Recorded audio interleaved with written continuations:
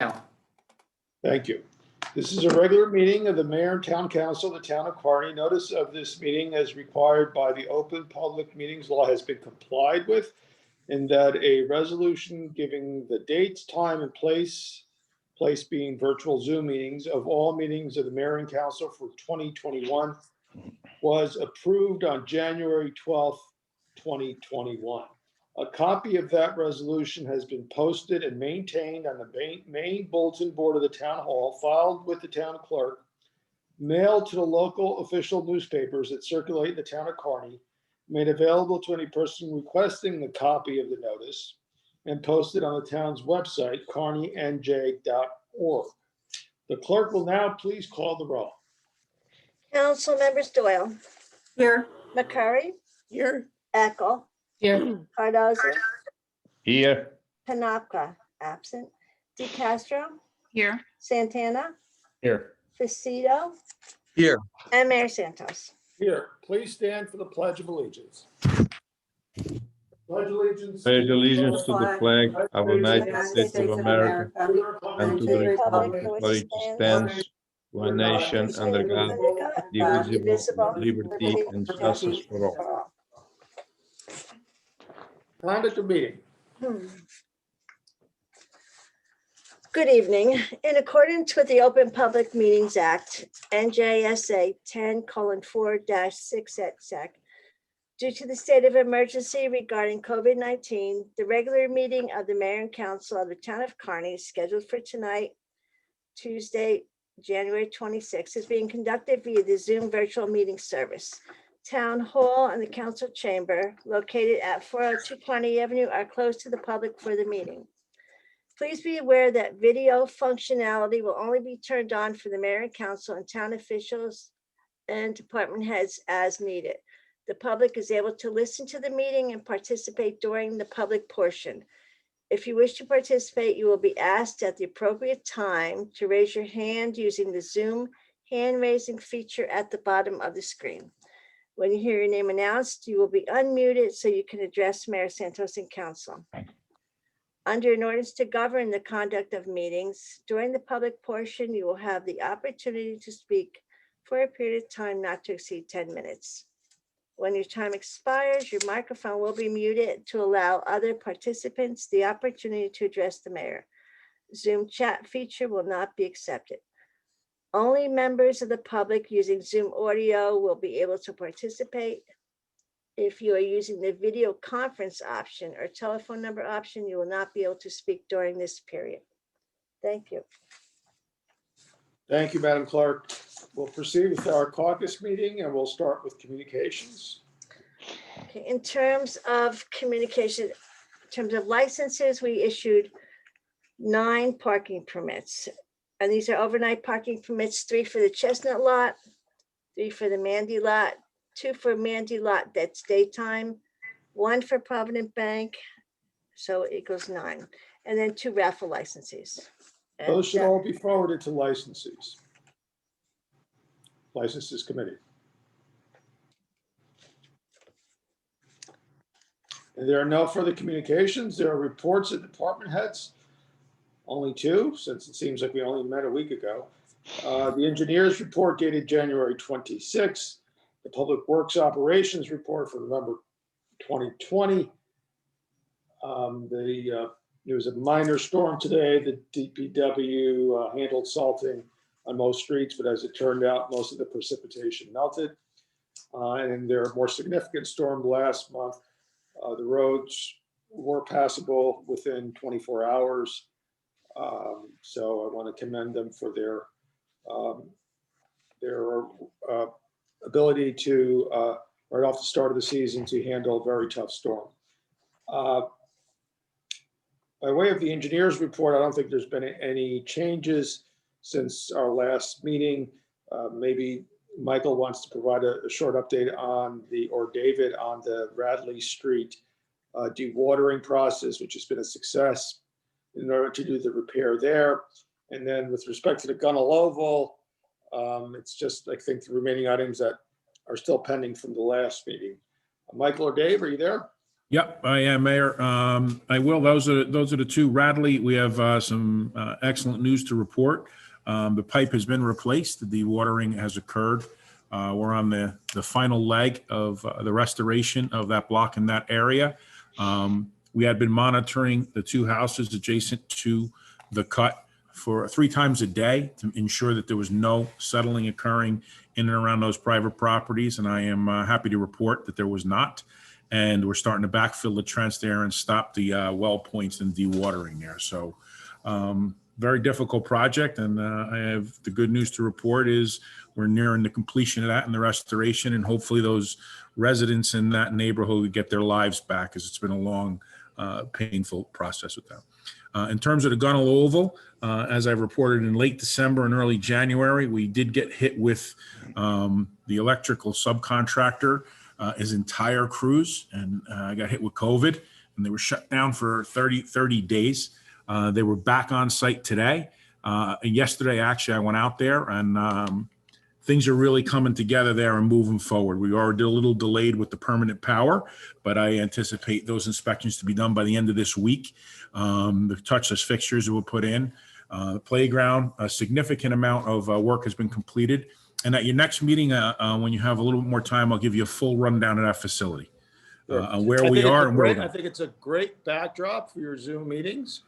And it's a great project, and we're probably 95%, if not more, complete. My only complaint today is that I see the Neglia logo, but I don't see anything that says Kearny behind it.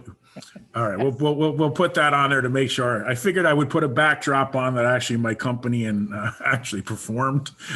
So I am proud of it, and so should Kearny be. And I'll be happy to furnish that with the Kearny logo to anybody who wishes to have it.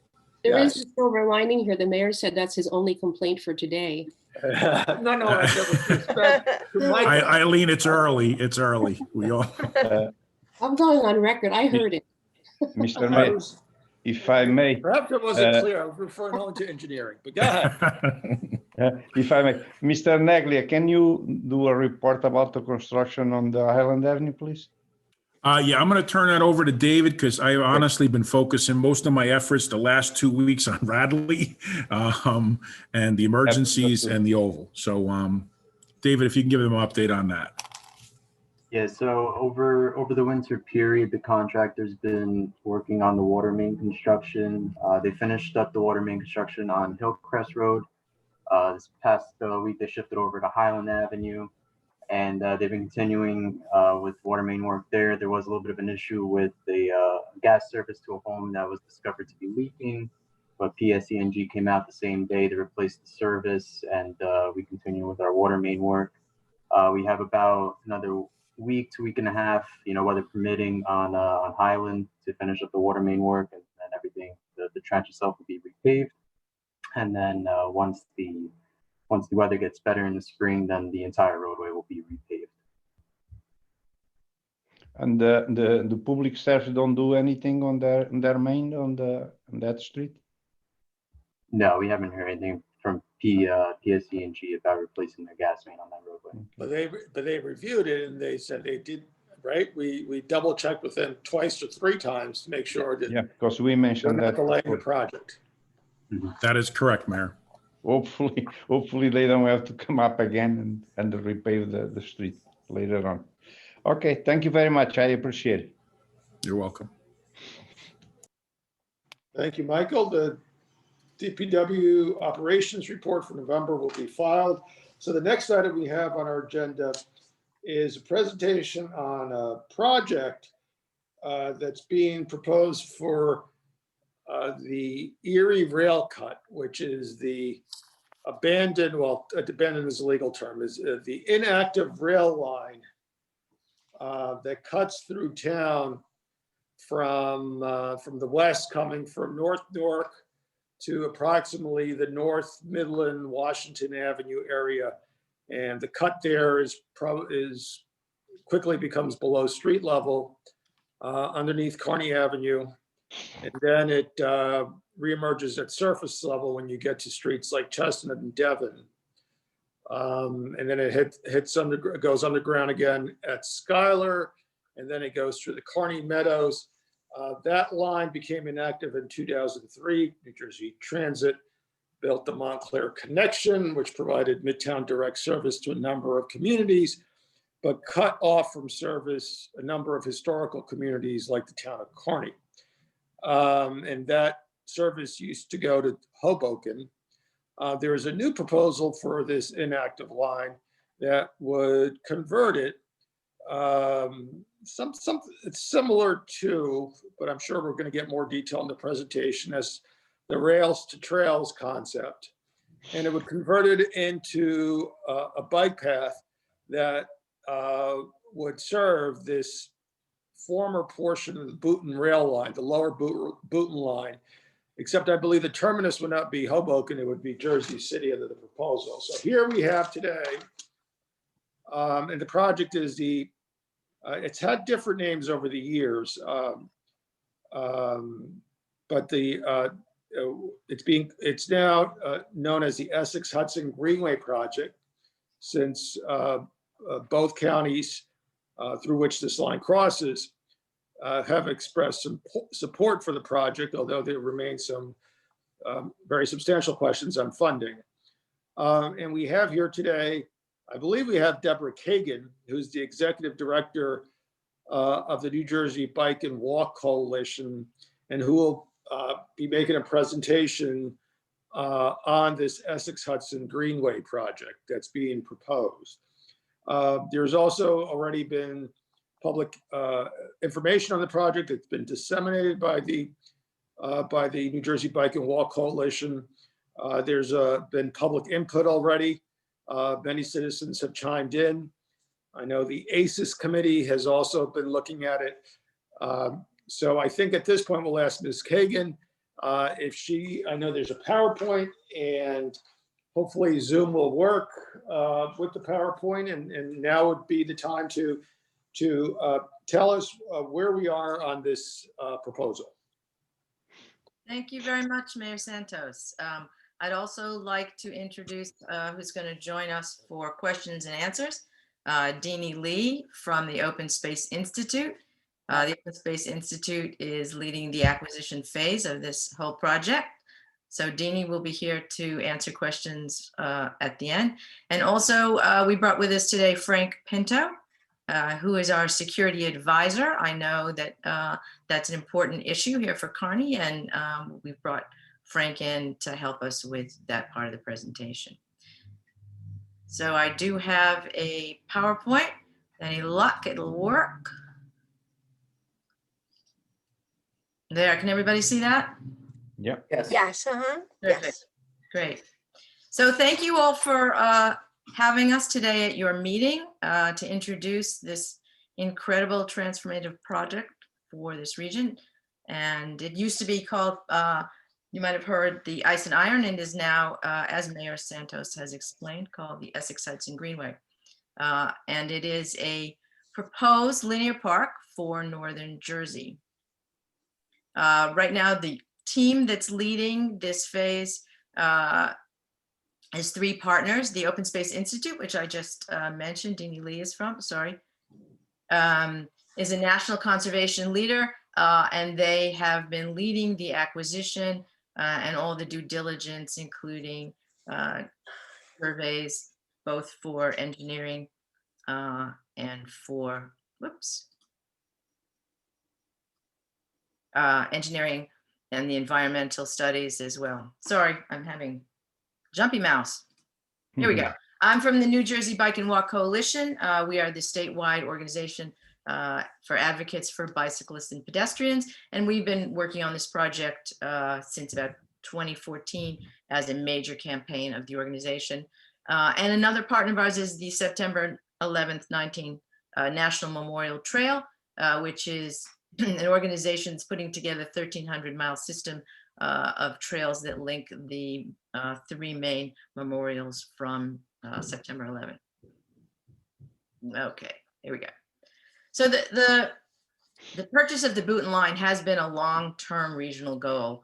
As Mayor Santos mentioned, The line has been unused since 2003. And really since that time, communities all along the corridor have been dreaming about using this unused space as an open space for a park and a greenway.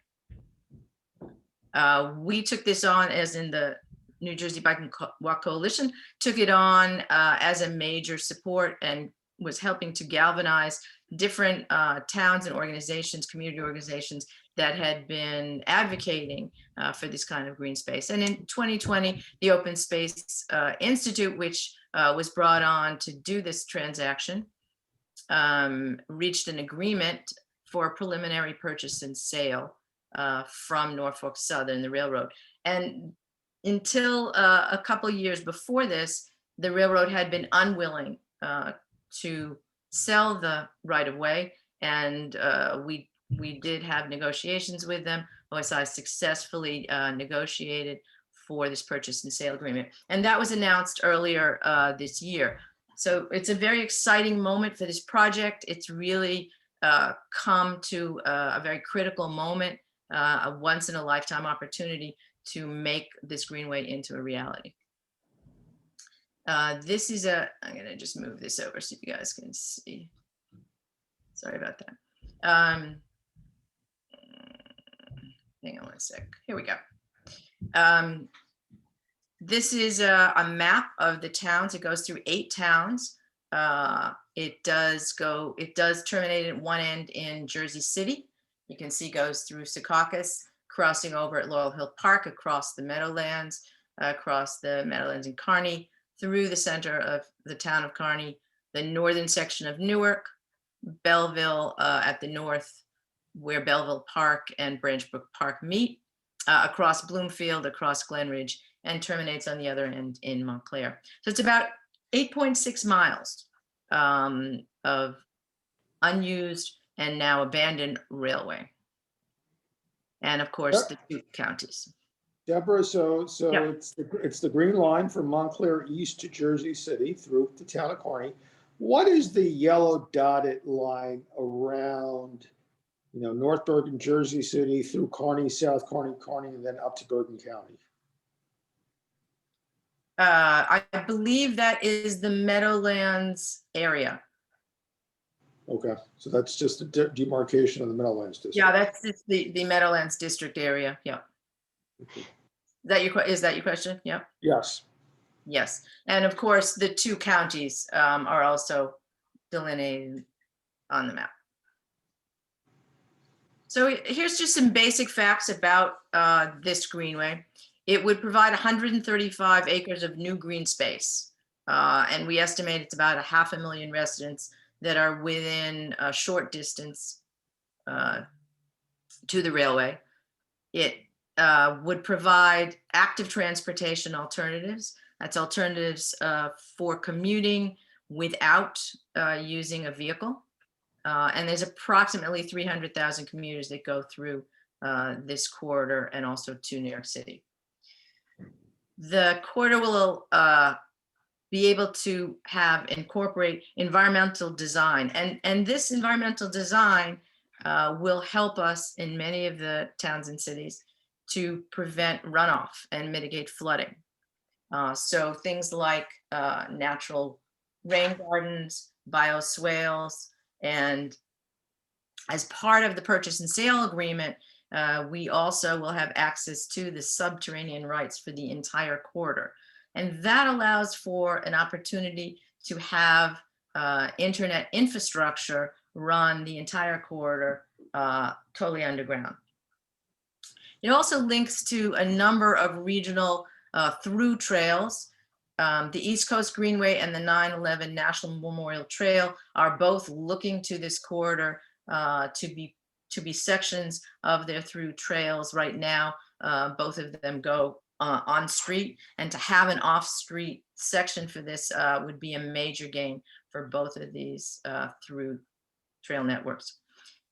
Most of the right-of-way is about 100 foot wide, and that gives us all kinds of opportunities for not only shared use path, which would be paths for biking and walking, but also space for community gathering, for programming, for other amenities, possible playgrounds, and other things that would be possibility because we have this fabulous space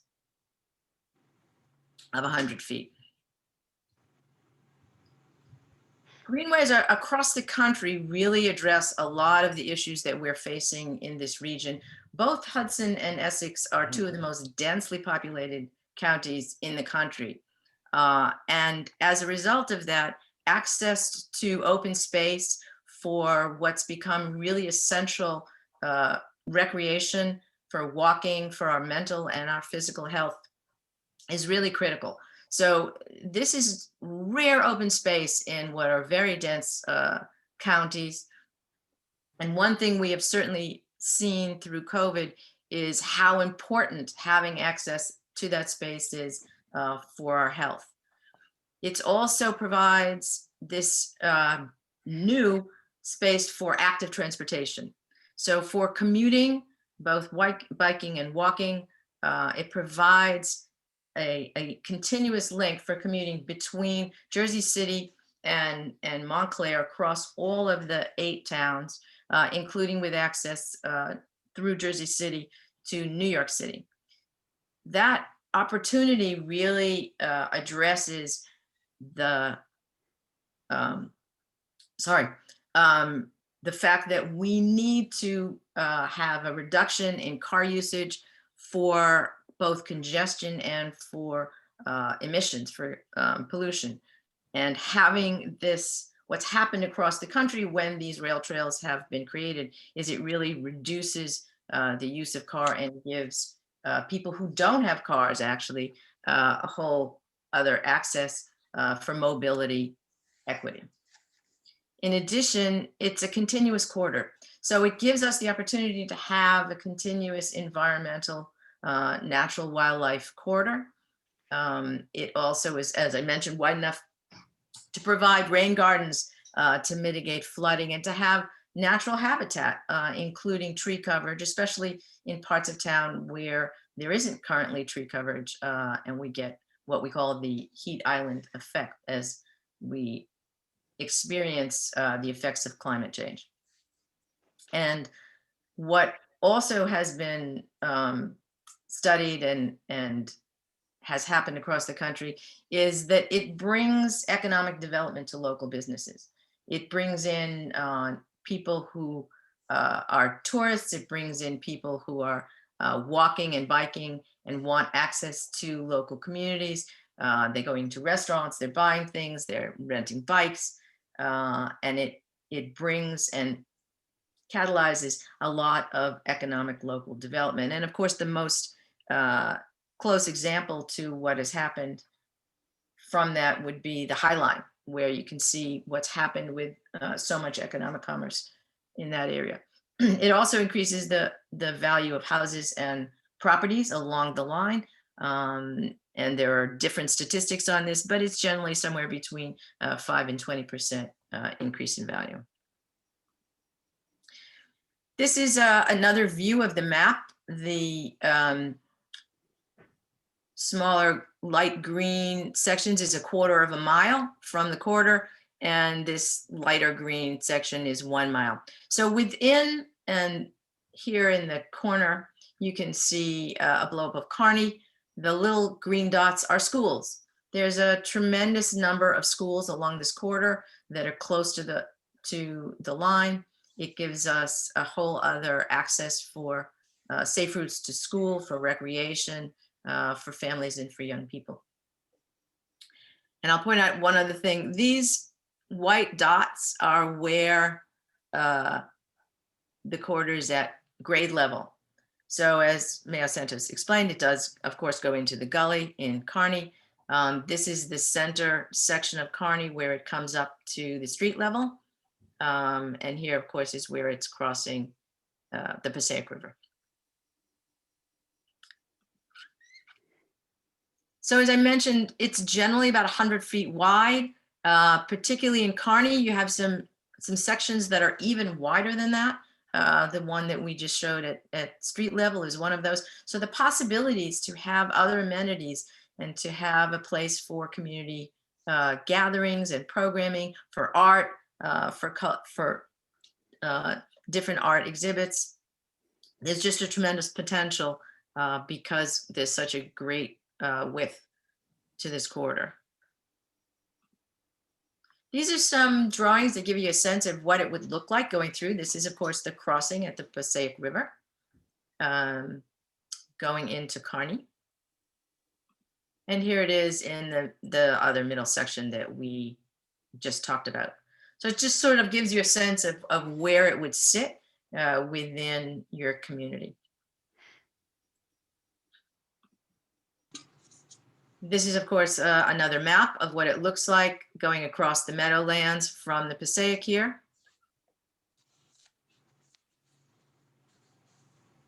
And we are, of course, aware that your master plan has talked about the importance to Kearny of having additional bike and pedestrian routes that promote and improve alternate circulation within the town.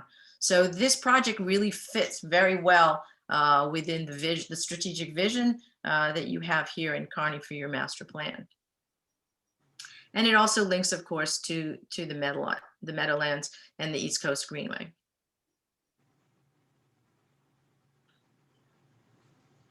So now I hope Frank is able to talk now. We, of course, know that one of the important things is that everybody feels safe and secure in this space. And so we have with us today Frank Pinto, who's our security advisor, and can talk a little bit about what the thinking is going forward for plan for security and what some of the options are just in general that can be considered for mitigating any security issues. So Frank, can we hear you? Deborah, two very quick factual questions before we move to Frank. Sure. Where exactly is the terminus in Montclair and in Jersey City? The terminus in Montclair is it's near Pine Street in the 4th Ward. There's a very, very small piece that goes into Montclair.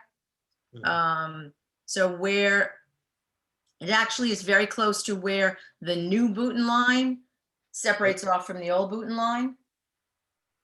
Okay, that's a historical neighborhood, right? So how far Yes, is it from the rail station? How far is it from the rail station there? From Bay Street? Yeah. Yeah, it's pretty From close. Pretty It's close. pretty close, yeah. And on the other end? And the other end, it comes into Jersey City. It goes across the Meadowlands, it goes across Laurel Park, curves down where the power plant is and ends at Van Kuren, but just north of Journal Square. Just at Van Kuren. So like at St. Paul's in that area? Yeah, Yeah, yes, right next to St. Paul's. The arches.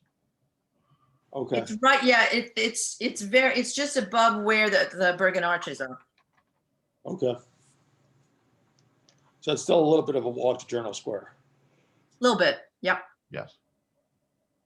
Okay. All right, Frank, it's on security. I think you've got the next slide.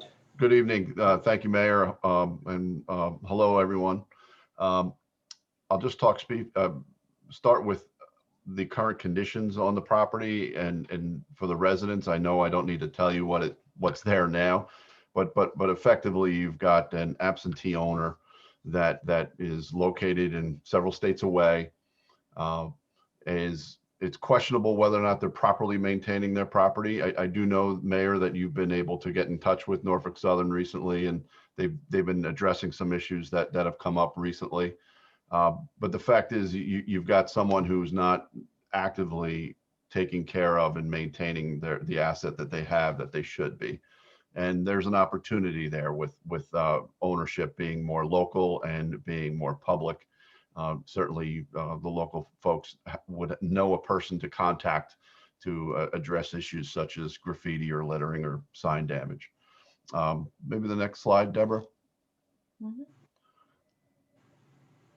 So, as to security, I'm not here to say there's a plan in place, because there is not at this point.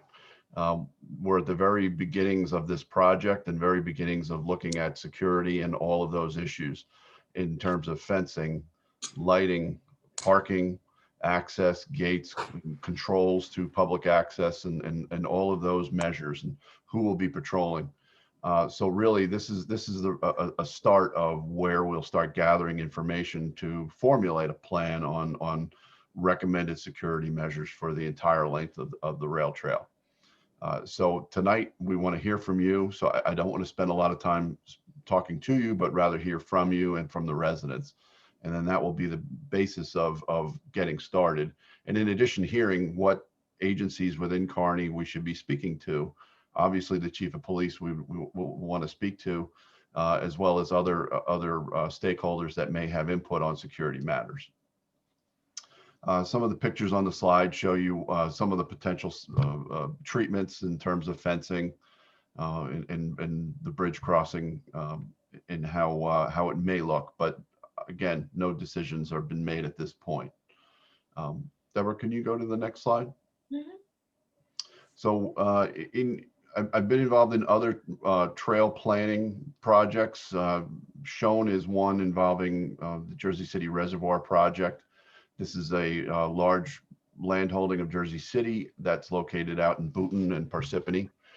And there it was drinking water supply and significant infrastructure that needed to be protected. And the way we addressed security measures was by bringing all the stakeholders and all the security agencies in one room after interviewing them individually, and then basically coming to a consensus on how we best felt security should be handled and what that security plan would be. I would certainly see something very similar for bringing the two counties and all the communities together. Yeah, I agree. Mayor. Frank, I agree that coming up with that is not the challenge. The challenge is who's going to do it and how it's going to be paid, right? Because if you're dealing with security, and it's in Kearny alone from Passaic to Hackensack, it's at least 3 miles, and half of which is not readily visible. It's either below surface or in the marsh, in the meadows. Right. So now you're talking a network of surveillance cameras. You're talking a network of access points. You know, there are security issues. You know, how do you get to someone, you know, on mile 4 in the middle of the meadows, if there's a safety or health concern? That's right. Right. It's so I think it will take a bit of effort, but I think we could come up with a security plan that would work. I think the price tag and resources associated with it would be the challenge. Yeah, agreed. I think we can address most of the issues, and then the financing is definitely another additional issue that hopefully will get resolved as part of the development of the whole project. So from my perspective, I will prepare what all the issues are and that need to be addressed, and then we'll determine how best to handle those and what agencies will be directed to handle those issues. So, But and one of the benefits of the handling it, I mean, we have a Kearny police force that's that table of organization that's based on the current needs of the community. So this would be a substantial addition for patrolling, for maintenance or surveillance of cameras, especially in the more desolate areas. So that's the issue. And there are a lot of, it's not just Kearny Police Department, there are other municipal police departments and there are county sheriff's officers, but whoever is going to assume the responsibility, it's going to be a significant cost in terms of staffing that needs to be allocated. Yes, agreed. One of the benefits of the linear nature of this facility is that we will have the ability to run underground high-speed communication, 5G type service. So there will be that ability to link everyone quickly. But yes, correct. There's no decisions yet on to who will be the agencies that are patrolling and what roles they have. certainly we'll have to work through that as part of the development of the security plan, Mayor. So the screen's been up. I hate reading words off of a presentation screen that's been shown everyone, but we will be reaching out to all the agencies, doing interviews, and coming up with the findings and the recommendations report over the course of this process. And I don't have a deadline for when that report will be done. We're just, like I said, we're just getting underway. Kearny's actually one of the first municipalities we're speaking to. So we'll start to develop it, and we'll certainly bring the municipalities on board throughout the development of that security plan. Okay, Deborah. Thank you, Frank. This is a rendering. So as Frank has said, there have been no decisions made on the design plan, but these are some vision renderings to give you a sense of what might be possible in the different sections of the trail. On the left, you can see there's area for natural plantings and for bioswales with the tree coverage. And it's about a 16-foot in this rendering for a multi-use path for both biking and walking. And on the right, you see areas for sitting and gathering. So these are just to, to give everybody sort of an idea of what's possible, to begin the conversation about what the design would be like and what communities really do want for this project in their towns. This is obviously over the Meadowlands View. Again, the combination of a multi-use path. You can see here that this is incorporating some of the historic infrastructure that's already there, places for gathering, for recreation, and for access. Access to the Meadowlands from both Jersey City and from Kearny. There's wonderful nature paths that are in the Meadowlands that are difficult for some people to get to. This would open up more opportunities for both open space, for recreation. You can see here the kayaking, fishing, that it could give us an opportunity to develop. And this is an example of a call box that could also be part of a security plan on the left.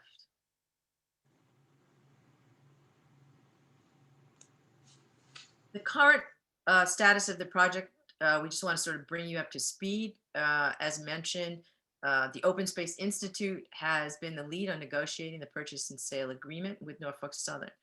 And someone mentioned, I think in the beginning, whether it was official abandonment.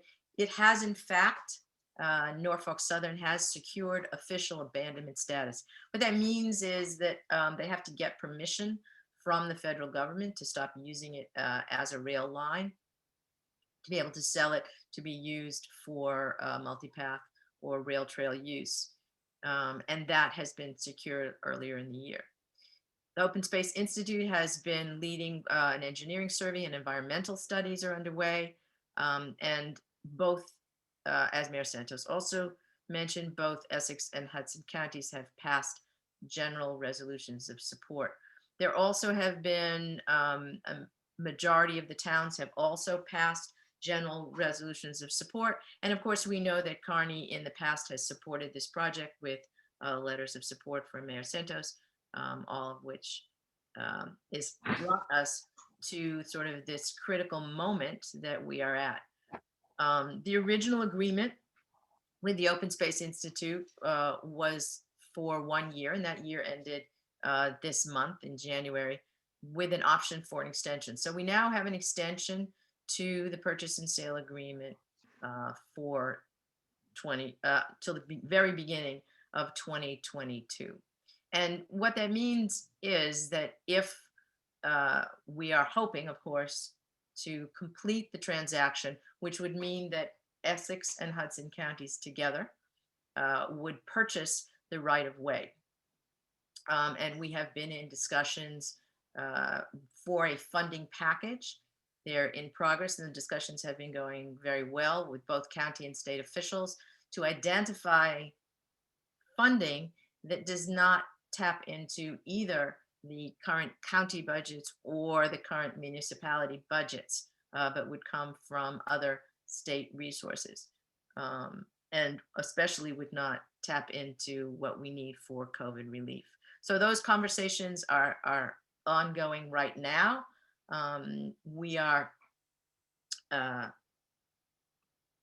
been doing a campaign to let people across the 8 towns let their county officials know that they support the project, that there is support in all the different towns. We have a digital letter on the website. There's an Essex Hudson Greenway.org website with a support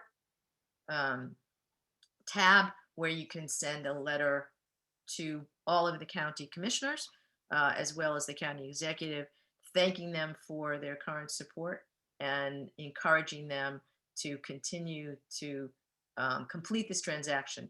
If the transaction is not completed this year, that would then allow Norfolk Southern Railroad to sell off pieces of this, and we would actually lose the ability to have this greenway, and the continuous corridor would pretty much be gone for good. So you can see that we're sort of at this very critical moment of the project, and that's why we're trying to reach out, of course, to all of the town councils and have public meetings, let people know what's going on, and listen to what people have in mind for what this should be. So I'm just this is the website, the EssexHudsonGreenway.org. It has great drone footage that everybody can see. There's also basic information and the ability to leave comments, which some of the residents of Kearny have taken advantage of, and we've heard what they've had to say, which has been very helpful. And the support tab allows you to participate in showing your support, as well as you can certainly do digital letters to any of the county commissioners and the governor. Whoops, sorry, what's happening here? Okay, and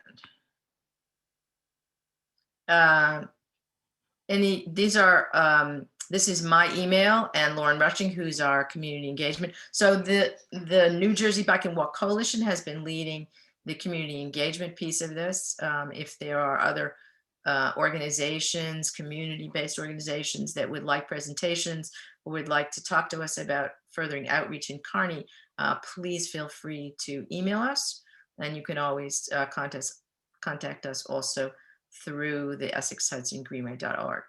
So thank you very much for having us at the meeting. Deanie is here from Open Space as well, and so am I to answer any of your questions about the project. Deborah, before I open it to the council and the public, is there an estimate for the amount of funding you'll need from federal and state sources, not just for acquisition, but also for construction? Yeah, I'm going to let Deanie take this one. Okay. As the lead on our transaction team. Sure. Yeah, so we've hired, sorry, everybody.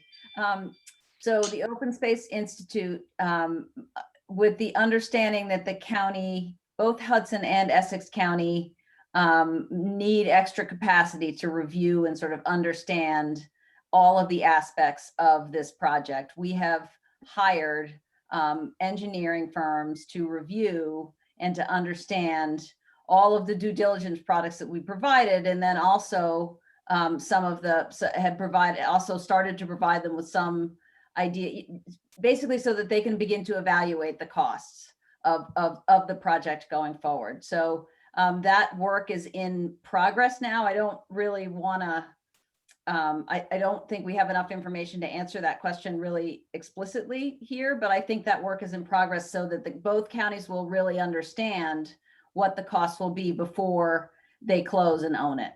That's our goal. And okay, so if you haven't yet finalized the cost number, who would assume the cost, the cost of construction? Yeah, so I think the idea behind you heard Deborah mention that there's a public funding package that we're pursuing that's identifying state level funds to help Hudson and Essex County do this transaction. And I believe that the idea, or I know that the idea behind that will be to secure enough money so that Hudson and Essex County will be able to do the development of the line in addition to the acquisition of the line. And so, you can begin to plan once that package is finalized, you'll know to be able to plan, okay, the first thing we're going to do is security. The first thing we're going to manage is, how are we going to get, the infrastructure we need to manage the security issues in Kearny. So I think that the idea here is that funding package, which will involve possibly a loan and some state funds, will give you enough to do the development of the line in addition to buying it. Okay, that will be a key factor as to whether this is feasible. Right, I think it is. We've heard we've heard loud and clear from both counties that that it's very important to identify funding sources that not only don't hit budgets, don't hit either county budgets on a regular basis, but that also, don't touch the COVID funding, and that also allow for some of the development. I think everyone's going into this with eyes wide open that, the acquisition is just the first step, and that there will be significant costs post-closing, to develop it and, sort of get it up and running in a way that it will be usable for the community. So we've heard you loud and clear, and we're working really hard to put together a package that will satisfy that need. And then and then if those hurdles are crossed, just the ongoing expenses of maintenance and safety, right, with staffing and making sure it remains an attractive park, assuming the acquisition and the construction hurdles are addressed, and that would be the next hurdle to address. So, right. Yeah, those are important pieces. So when you have additional information, please let us know. Yep, we're working really closely with Hudson and Essex County, with the counties on these topics, so we can. Yep, thank you for your question.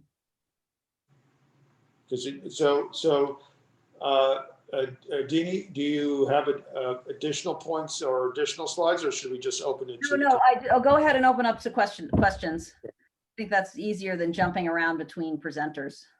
Okay. Do any council members have questions for? Yes, I have a questions about the bridges. If I remember correctly, one the reason New Jersey Transit decided to abandon this part of the railroad was the cost to repair those bridges. You don't think that's going to be so prohibitive that this project even needs a lot more money? Well, I mean, that's certainly a factor when we're looking at the transaction in general. And I'll tell you that we have hired bridge inspectors. We've had a pretty comprehensive bridge inspection done on all of the structures and have provided that all to the county. That's we're in sort of ongoing discussions about how to deal with the bridges. So we have again eyes wide open. Those are structures that are there for us to evaluate and understand before you move forward with the transaction. Absolutely. At that point, the Passaic River Bridge, just architecturally, is a beautiful. It is. In terms of design. So you would think there would be state interest and federal interest in trying to preserve that. Right. I think it's also significant to note with respect to the bridges that they would no longer be carrying, locomotives and freight. Right. So, whatever work you have to do, you don't have to improve them or, fix them to carry that kind of weight. It's a bike and pedestrian bridge. So, and I don't know really how I'm not an engineer, so I don't know how all that plays out, but I think that's probably a significant thing to remember as well. Yeah, Deanie, it is. I'm working on another rail trail project in Wayne and Pequannock Township that has another rail crossing across the Pompton River, and it's not rated for rail service, but is certainly very well suited for pedestrian and bicycle traffic. So it's definitely a lower standard of rating for a bridge with just that weight versus a railroad. But we still understand it will need revitalization, and it is not in a state right now for the walking and biking path. But the demands on it will be much less. So. I'm sorry. Go ahead, Eileen. I'm sorry. Just a question about environmental issues, just as a, I'm sure it's something that you've obviously looked into, and it sounds as though you really have thought of everything, but in Kearny, we do have some very serious environmental concerns based on history. So I'm just curious about, those costs can be incredibly expensive and also sometimes not unexpected, but they take a long time. We've had some issues with big projects in town that have taken a very, very long time because of those kind of unexpected things that occur.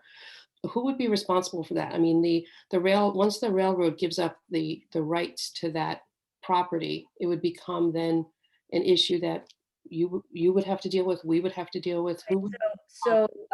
Yeah. So one of the big parts of OSI's job over the past, I don't know, year or so has been to investigate the environmental condition on the line. And we've worked with New Jersey DEP. We have an application for a hazardous site hazardous site discharge remediation fund grant, which means that very early on our environmental plan, or our plan to investigate what's happening on that site, that the cost of that will be covered, but that's neither here nor there. Except to say that New Jersey DEP has reviewed our plan for looking at the line. So, and that plan includes a number of borings. I think we did an initial run of phase 2 borings up all along the line. And then there's another set that's likely to happen in the next month or so. And those borings, are done in places where, there's maybe a suspected area that might be tricky, or I know that, I think is it chromium that's in Kearny? I can't remember. Yeah, there are chromium sites in Kearny. Right. So, on purpose, we've gone ahead and sampled soil, near those sites so that we can get a handle on what the condition of the soil there is. And I will tell you that so far, after that first set of phase 1 of the first set of borings, that it's mostly historical fill. We did not find anything really that was suspicious or concerning. But we are doing a second set. So you will know the condition of the line when you close. So there should not be very many surprises for you. I mean, I think that, and again, it's sort of the same thing I said with the other issues. You're going to go into this we're all going into this eyes wide open, right? And generating as much information as we can for you so that you can make an informed decision about how to proceed. And there's one other environmental issue we didn't mention in the slideshow, which is along with the subterranean rights with the ability to do infrastructure. We've also, of course, been talking to several towns about CSO storage underneath the trailway. So there's the potential to have that. And we have plans and have identified some areas and as part of sort of a framework report for the possibilities to do CSO storage underneath as well for flooding mitigation.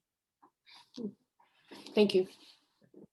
Mayor, I had a couple of questions, if I may. Sure. I commend you on the work that you've done. It's very impressive. But we have this community in particular has been waltzed through the garden gate by others when it comes to green space and a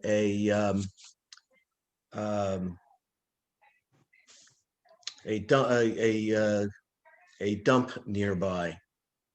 We promised green spaces and athletic fields and bike trails, and we all know where that went. I have some very serious concerns, and I know the plan hasn't been developed yet. The development plan hasn't been made, but some really serious concerns on who's doing the policing, who's doing the cleaning, how is it going to be lit? If it is going to be lit, how high are the lights going to be, and how will that affect the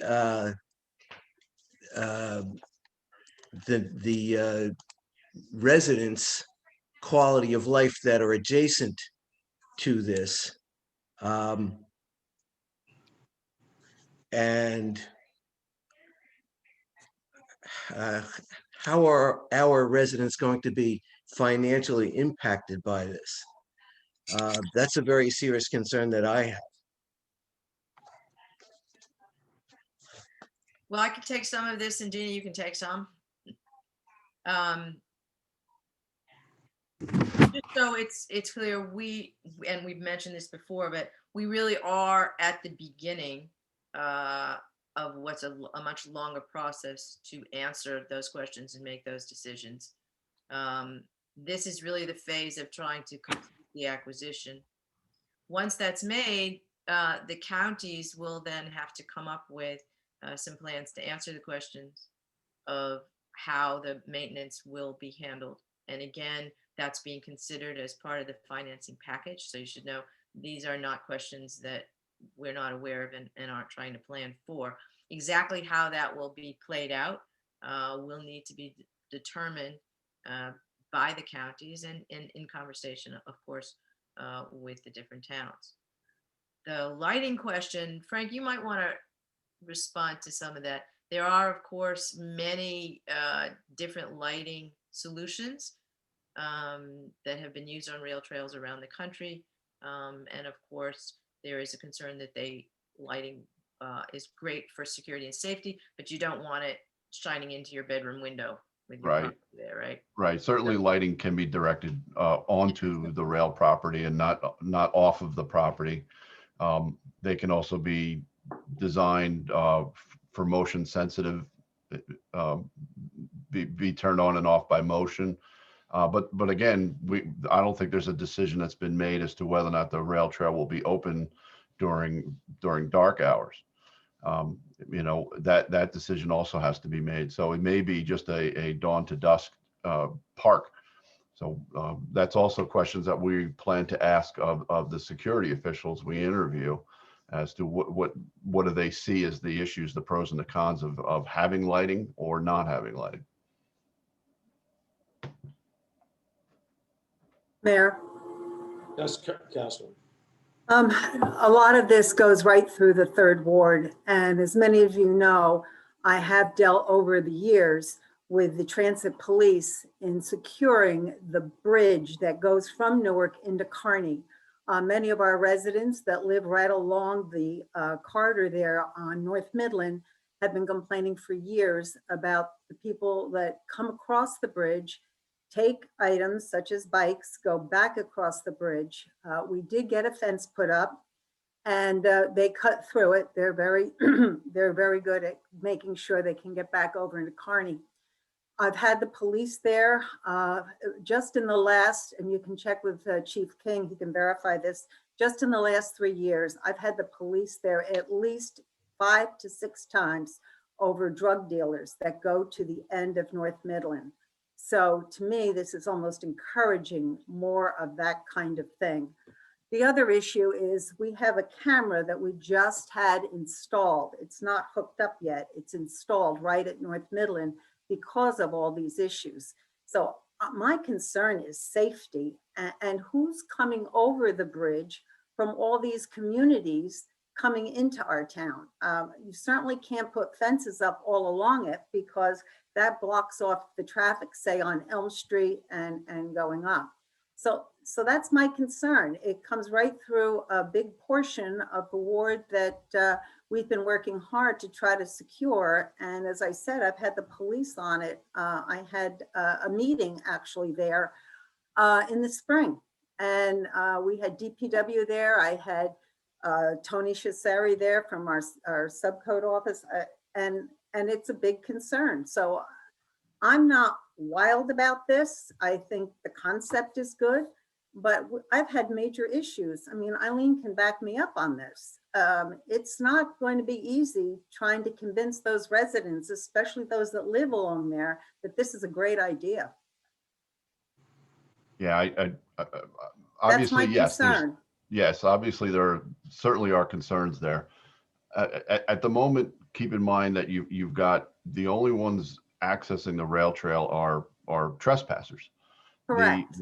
Once the bike path is developed, there will be public use and public people patrolling it by virtue of their use, which what studies have shown is when you do have active rail trails and pathways, crime along those trails does diminish.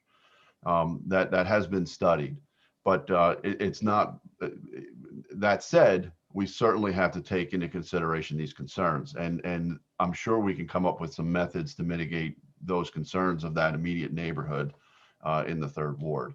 But yeah, we certainly, that will definitely be one of the focus areas of the security plan. Right, And I was just going to, I just want to finish this thought. I mean, the mayor brought this up. Who is going to pay for the security? That's, you know, again, the mayor discussed this before and there was no definitive answer. So I'm thinking that's a big burden on our police department, which is stretched to the limit now. So right. Anyway, they're my concerns.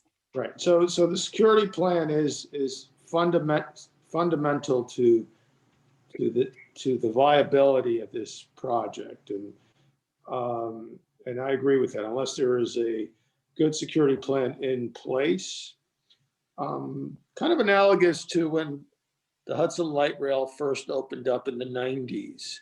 It was a true asset to those communities, but there had to be a security plan in place for the riders and along the line in the early years to make sure it was successful. So that is a key piece of this, and until we see that and we're comfortable with it, I agree that it's an open issue that needs to be addressed. Having said that, for the reasons that Mr. Pinto just said, it's now unlit, unwatched, single camera, desolate, so it provides an easy access point to houses, not just in the third ward, but also the fourth ward. It's about equal area in both wards. So it could potentially make that situation better, potentially. And the one example, and maybe either Ms. Kagan or Mr. Pinto can give us a little bit of information on, and I've only read a couple of news stories, is the impact of the Atlanta Beltway, which circumnavigates the entire city and through areas of the city that are high crime and through areas of the city that are low crime, and has very analogous security concerns as well. And I don't know if they had a good plan in place at the beginning for security or if they fell into it. I just don't know, but I think most people would say that project now has turned into a huge success for the city of Atlanta, for all communities. So I don't know, Frank or Deborah, if you're familiar with how the security was addressed in that project. So I'll jump in here and just say one of the things that we're working on with New Jersey Bike Walk Coalition and Frank is we've hired an outside consultant who is an expert in consultant sort of in conservation planning and asset.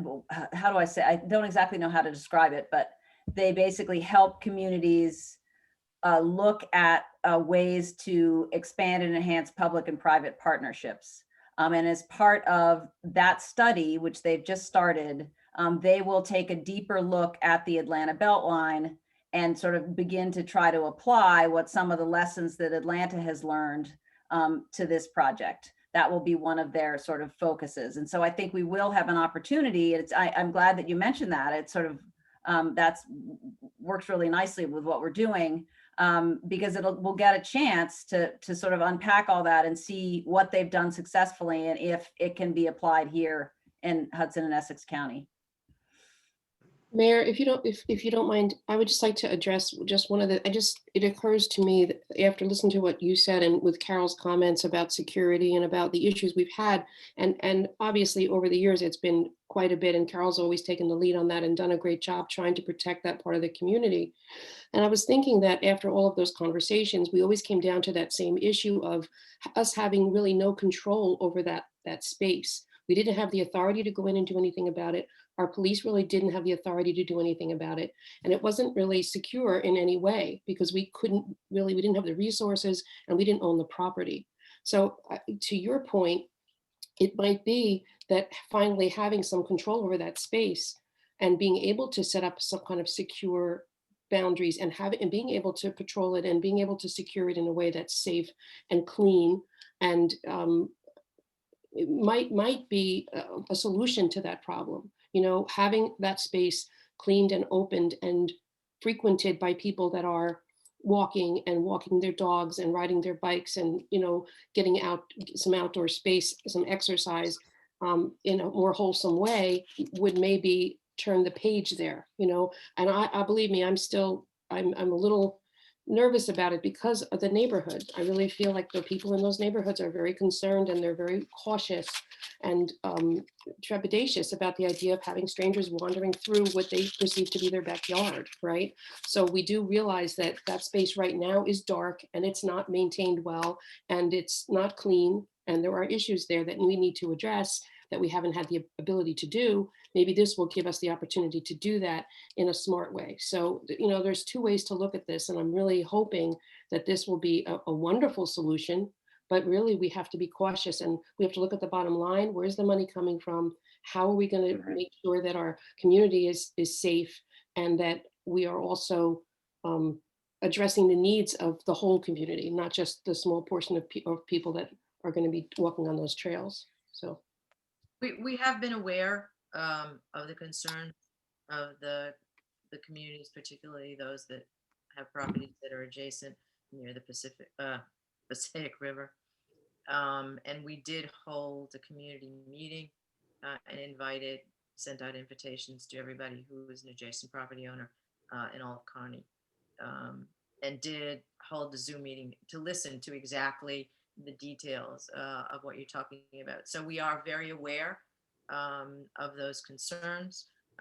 We did, and Frank also was present and has been listening so that we can be gathering the details of information from residents for what they're talking about. But, you know, it has been the experience nationally that rail trails that bring in public space, that bring in public responsibility for that space, as opposed to a private company that is an absentee landlord. So both security issues and maintenance issues would then be the responsibility of your county government. And so access to solutions for that will be much more direct. I'm not saying it solves all the problems, but it's a much more accessibility for the town and for the residents than a railroad that's, you know, not that concerned with these issues and the maintenance of the property. I can see that, and we have evidence of that in our history. We've seen that it's very difficult to get any response from someone so far away who really doesn't have any connections to our community. So, you know, there are definitely pros to this plan that I see, but of course we have the underlying concerns about cost and maintenance and security. So all of that. Yeah, it's not all worked out, I agree. Yes. But we are very aware of this issue and it will be taken up as we go forward to the next phases with the counties. Thank you. One more thing. If I just may, Mayor, I just want to point it out because my concern it's related to what Eileen and Carol has said, which regarding to security of the trail. And my concern would be like, who would be in charge? Like, is the local communities being in charge of those of policing the area? Is there going to be, because like the tunnels, they have the Port Authority, right, which is New York, New Jersey combined, and it's one organization that takes care of that area.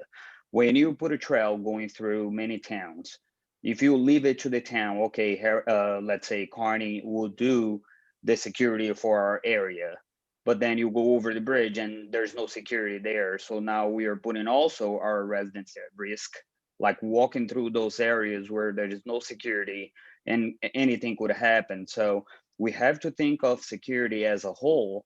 And if we're going to put that security as a whole, where is the payment of those officers or whatever we want to say coming from? Because once the budget is strained and you have no funds, that is going to be the first thing that they're going to take it out.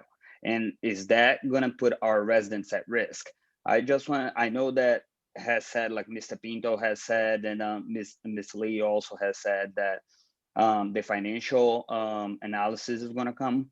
But I would really like to see like something that would take in consideration, like as security as a whole, not per town, because I think that would not work. Mayor, I know that Kearny, I don't know if any other council have any other questions, but I think before we get to the public too, because it's starting to get late on this, I just want to make sure that Kearny Aces, they did make a recommendation to the council on this, as the New Jersey Bike and Walk Coalition had, not only did they present the presentation of the area residents, but they also presented to the Kearny Aces.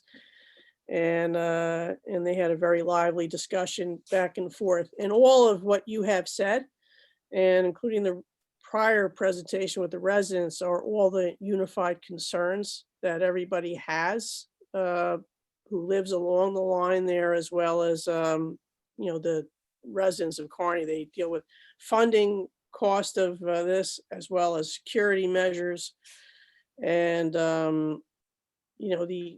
those are the primary issues, I think, that are coming up with this trail.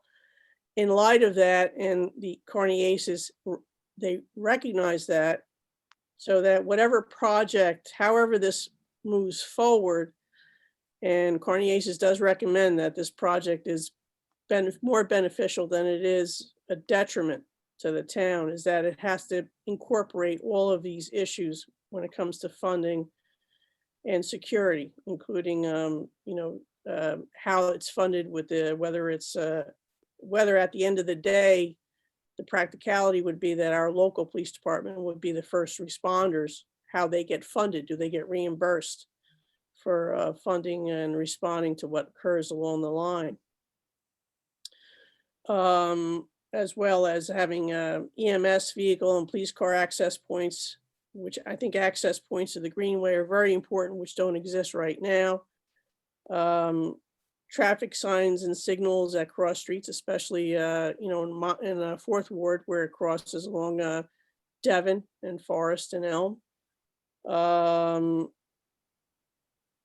are the primary. There were several others, but those are primary, concerns. And I think that there's a letter that has been submitted to the Pat Carpenter, town clerk, which kind of details it even more. But I think why Kearny Aces has recommended this project and supports this project is, in light of those security issues which exist, they think that it not only could it help cure those security issues and what's happening now along the track, by having it become an actual parkway, an actual park. You have to look at it like a public park, like the High Line. But it also could possibly result in a positive development in the area of the Fourth Ward, which is around the Arlington Depot Park. That is an area, a staging area, where people that are accessing that line, along that line through Essex and Hudson, that's the area where they could possibly stop and have cafes, have coffee, have sit, talk to each other, have lunch. And that's a possible type, which was the High Line effect. That's an access point where we could actually build that area up along Arlington Depot and Midland Avenue and promote that area as a stop, a rest stop, a food stop for that, for this greenway. And I think that's a very positive part, section that could be developed in town that has not really, that is trying to develop, but hasn't, we're struggling a little bit with that area. And I think this could kind of help jumpshoot that and keep that moving. I also think that, the greenway is, it's that line is important to keep, that open space is important to keep as is. And we don't want to have a situation where all of a sudden this falls through and developers, the rail lines subdivides it and sells portions and pieces to developers. I think that's counterproductive to what the development plan or master plan of the town. And I don't think that's something that would be beneficial also to the Fourth Ward, because I think that development would really occur more in the Fourth Ward than anywhere else, because that's where the track is actually surface line to where the houses are. So I think that at the end of the day, the open space potential, the restoration of habitats, the possibility for building a district by Arlington Depot Station and Midland Avenue area, the potential to affect stormwater runoff. I think it adds a lot of, and I think it adds more positives than negatives. So, so I just want to get that out there as far as Kearny Aces was concerned and what their recommendation was. And the negatives need not be negatives if there's a good plan in place. That's correct. And I think that the other thing too, it's consistent, is that Kearny be involved in how this project moves forward as far as its development and its plan. So that even if we're supporting, we give our letters of support as it moves forward, hopefully it will move forward, and there is an architectural or design coming forward. The residents are engaged in that, because some residents wanted buffering fences, and things like that, and how that would actually work.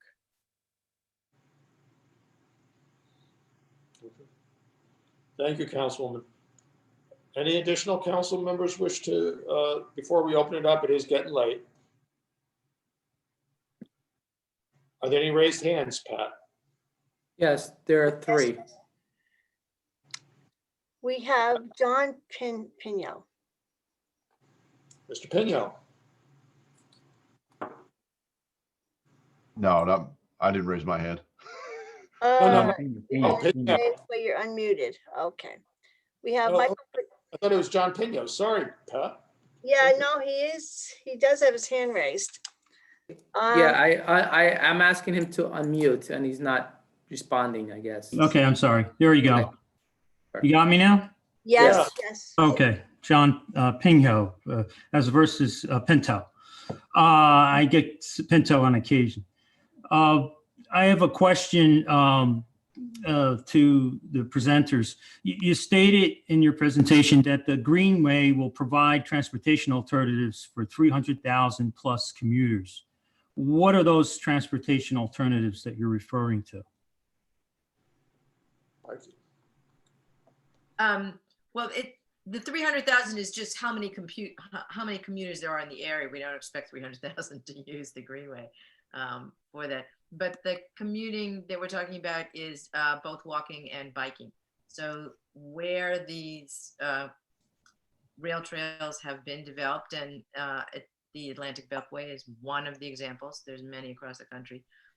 There's an increase in people who start to use bikes for commuting, both within a town and also between towns. So the ability to move from one town to another using bike and active transportation and walking is what we're talking about. Okay. Would you consider putting into the project a light rail system?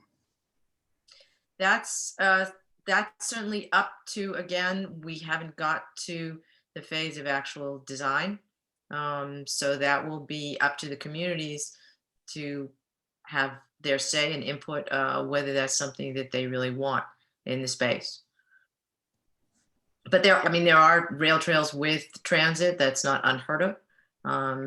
This purchase and sale agreement is to create a greenway, but what exactly that will look like in terms of the pathway has not been determined yet.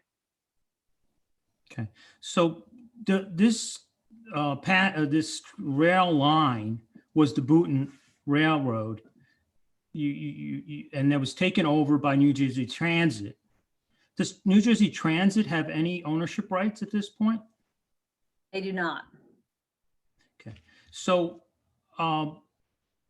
wouldn't it be this rail line in this right of way that's created for the rail line be better used as a light rail system for commuters?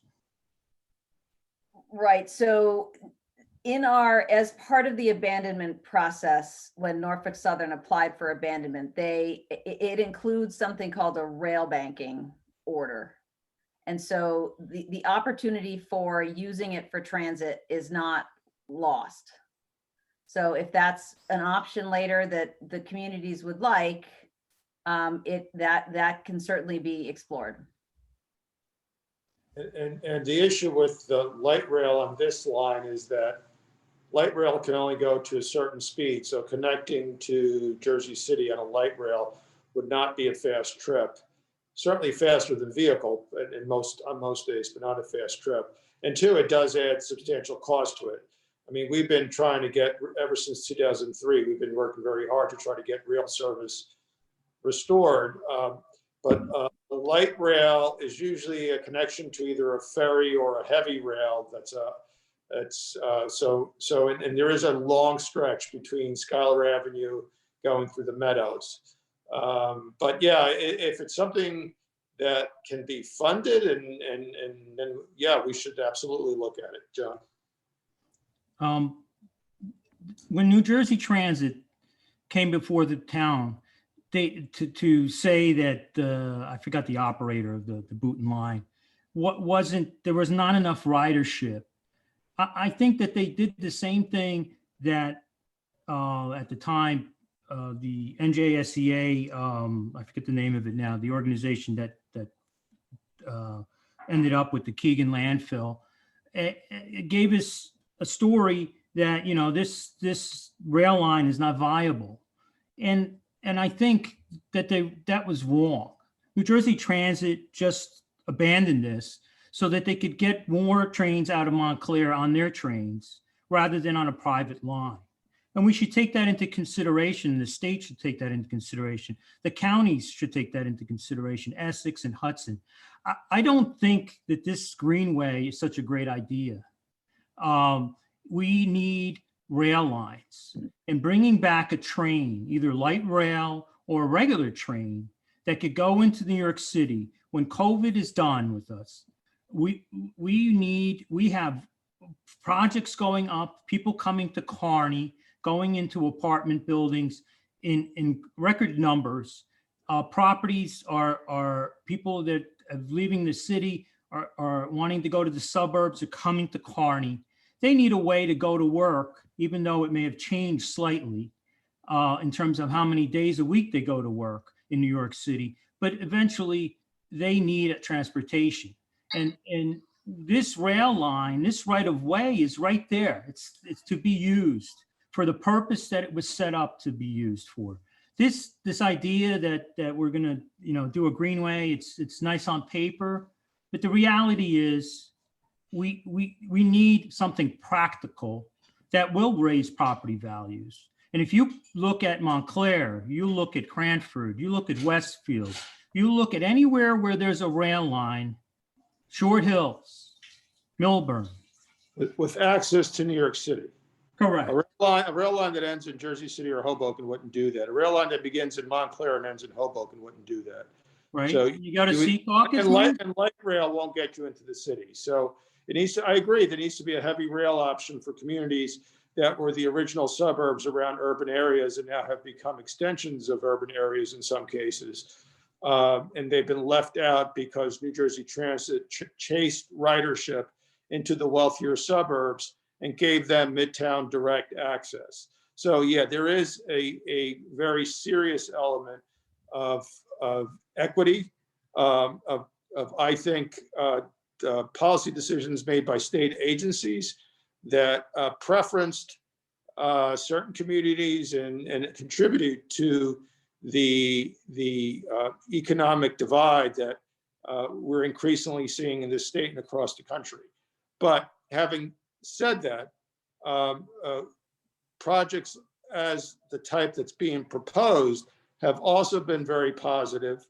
And I think Highline is unique unto itself. There's only so many communities that have the benefit of being, in sort of the meatpacking district and having, wealthy stars to back up the project to get its initial funding. But projects like the Beltway, I keep calling it the Beltway, the Beltline around Atlanta, that's been a huge success for all the reasons that were stated by the presenters in their presentation. So I think it's something we have to give very serious attention to and see if, as Councilwoman McCurry pointed out, the positives outweigh the negatives or we can minimize or eliminate the negatives. And I think we also need to look at and continuing to pressure, but the way funding is right now, and these transit and these rail agencies now are facing huge deficits. They're not in any kind of expansion mode, short of some huge windfall in the next CARES package. So we have to, analyze the options we have today. Certainly continue to pursue rail, but rail is, this project is will take a lot of effort to make real, and there are a lot of ifs as to whether it will become real. A rail project, unless it's tied into a new tunnel to the city, and they need a station in the area, so the cost of it is really assumed in a larger project. But a dedicated project only that's Montclair to Hoboken or Jersey City probably doesn't get that funding. For all the reasons you stated and all the inequities that historically have been, that were part of decision-making for the last generation. Can you connect it to Secaucus, to the Lautenberg station? I'm not from, I know the rail line used to go to Hoboken. I don't know if there's a spur or that would go to that station. I'm not sure. But that would be, if you could, then I think exploring, then it's, the distance is a lot less, right? Then maybe light rail, even at, 40 miles an hour, does open up a lot of doors and now get you access to anywhere in New York City. I think that would be great. All right. The other thing is the train would go to Montclair to the Bay Street station, although that Bay Street station was at one point before COVID overloaded already. But so Kearny to Montclair to New York City direct wouldn't be a bad idea. So I don't think that this project should go. There isn't capacity at Penn Station in New York. So that Secaucus is more of a likelihood than Penn Station. Until they build a new Penn Station, and who knows what that will be, they don't have the capacity for more. Well, right now, I guess they do, but I guess post-COVID, they won't have the capacity. Right. The other thing is the town should consider, eminent domaining the right of way. It's if you're afraid that developers are going to come in and build on it. So maybe That would shift the cost to the Kearny taxpayer. well, what I was just about to say, maybe the effort here to preserve this green space, maybe the people who are funding this can fund, eminent domaining the property and holding it. And then when we can figure out the whole scheme, then do something, then that would give also maybe some funding for cameras, for gates. So you can't eminent domain against a rail line. Well, it's already been created by eminent domain. You can eminent domain something that's going to go back. You can't eminent domain a federally protected rail line. But they gave up the rights to use it as a rail line. That's what until there's a formal abandonment. Right now, it's a contingent sale to this group, and the abandonment expires. It's a temporary abandonment. So they've not given up, and that's why there are issues of inactive rail lines all over this country that don't move. It's because rail lines are not only protected when it comes to tort liability, they're also protected when it comes to eminent domain usage. So it really is, the options available are not that many. If they're abandoning the rail line, okay, and that was part of the pitch here, was that they're abandoning it, so you might as well use it for a greenway. Okay, if you're saying, Mayor, that's not accurate, that they can't abandon it, and no, they've agreed. They don't, to abandon it, they have to agree to it. Inactive does not make it abandoned. Abandoned is a formal legal term for inactive rail lines, and the rail has to voluntarily agree. In just about all cases, the rail has to voluntarily agree to cede its property rights to that rail line. Then the alternative, as was explained by the presenters, was that if the rail really wants to sell it and this deal falls through, the rail can start cutting off pieces either by leasehold or by sale. And they have done that with the other rail line that separates East Newark and Harrison and Kearny on the southern end. And at one point had a recycler. The rail actually negotiated with the recycler, and they were negotiated with East Newark for a parking lot. And they were cutting up it into pieces. So even then, they probably wouldn't sell their fee title interest. They would just sell leasehold interests and make money off of it. And we would not, we would be in, while we would have local zoning power over the uses, we'd have to chase them in court like we did the recycler on the southern end, on the line on the southern end. So the rail really is a federally recognized rail lines are a class unto themselves. And working with them can be difficult. And as was pointed out, they would show up periodically after numerous calls for maintenance or security, because they're protected. You can't take them to court. You can't, there's very little you can do against them. So this is an option that presents some serious questions, but I think it's an option that should be considered. I think if it could be mixed in with the rail service, and that makes it a much bigger price tag, but if it could be mixed in with the rail service to the Secaucus Lautenberg station, I think that makes it even more attractive. So we need to I think really take a hard look at this and work to see what the best use will be for this line. But certainly what's there now, or breaking it up into smaller pieces by the rail, is not the best long-term outcome for the community. Okay, Mr. Pino, your time is up. We have another speaker, Mike Myers. Mr. Myers from Hugo New. Good evening. Thank you, Mayor. Thank you, Pat. Thank you, Council.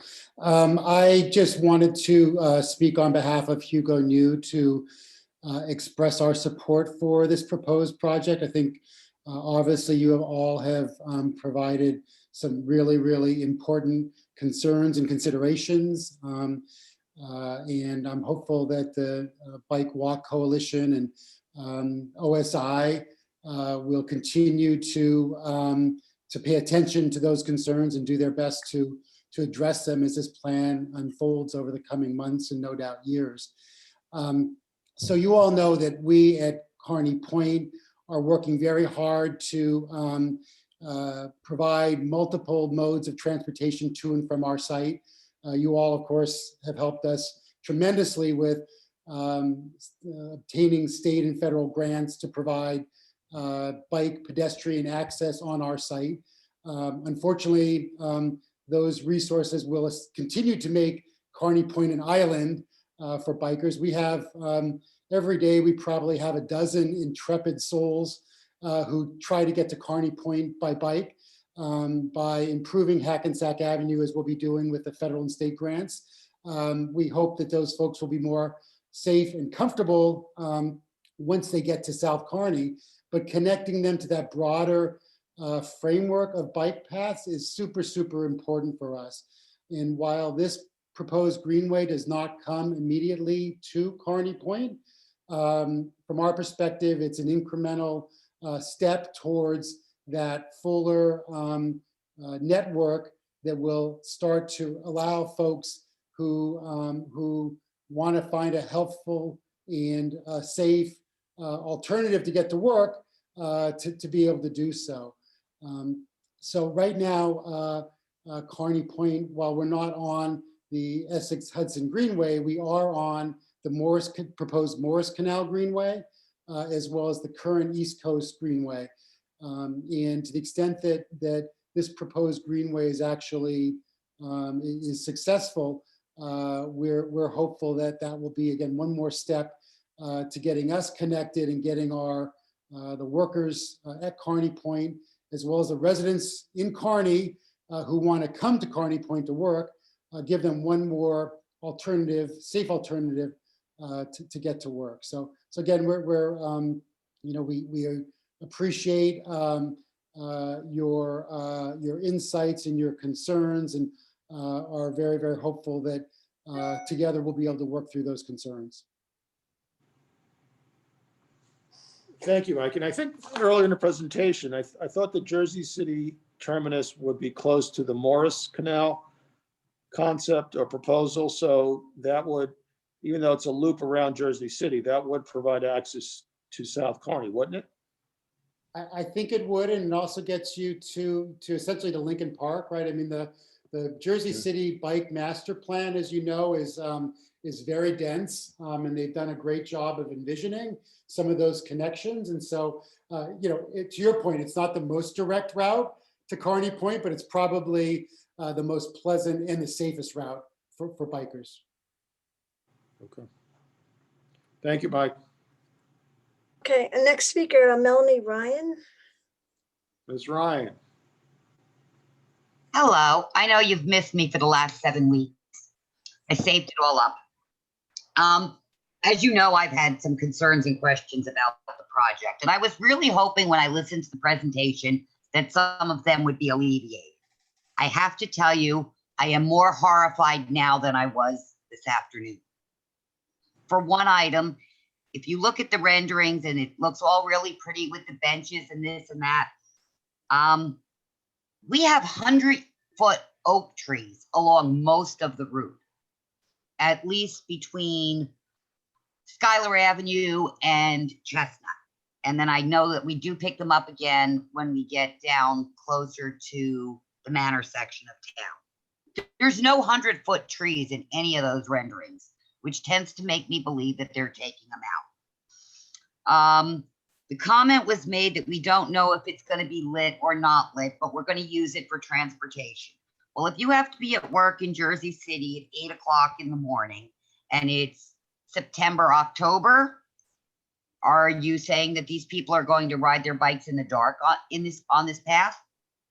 And in the same months of September, October, February, March, April, it's going to be dark or at least dusk by 4:30. So if they're working 8 to 4 or 9 to 5, it becomes a moot point that it's going to be an alternate transportation, because nobody's going to leave work or go into work late every day to avoid traveling in the dark. If you're going to put in lights, I think you're just inviting more people into the neighborhood. The best thing for the security of the residents that live within 50 and 100 feet of this rail line is to keep strangers out of our town. The other thing is to put in this walkway and all of these trees having to be removed. We're a Tree City, USA, and our plan of attack for years has been for every tree removed, we replace it. Where are we going to replace it?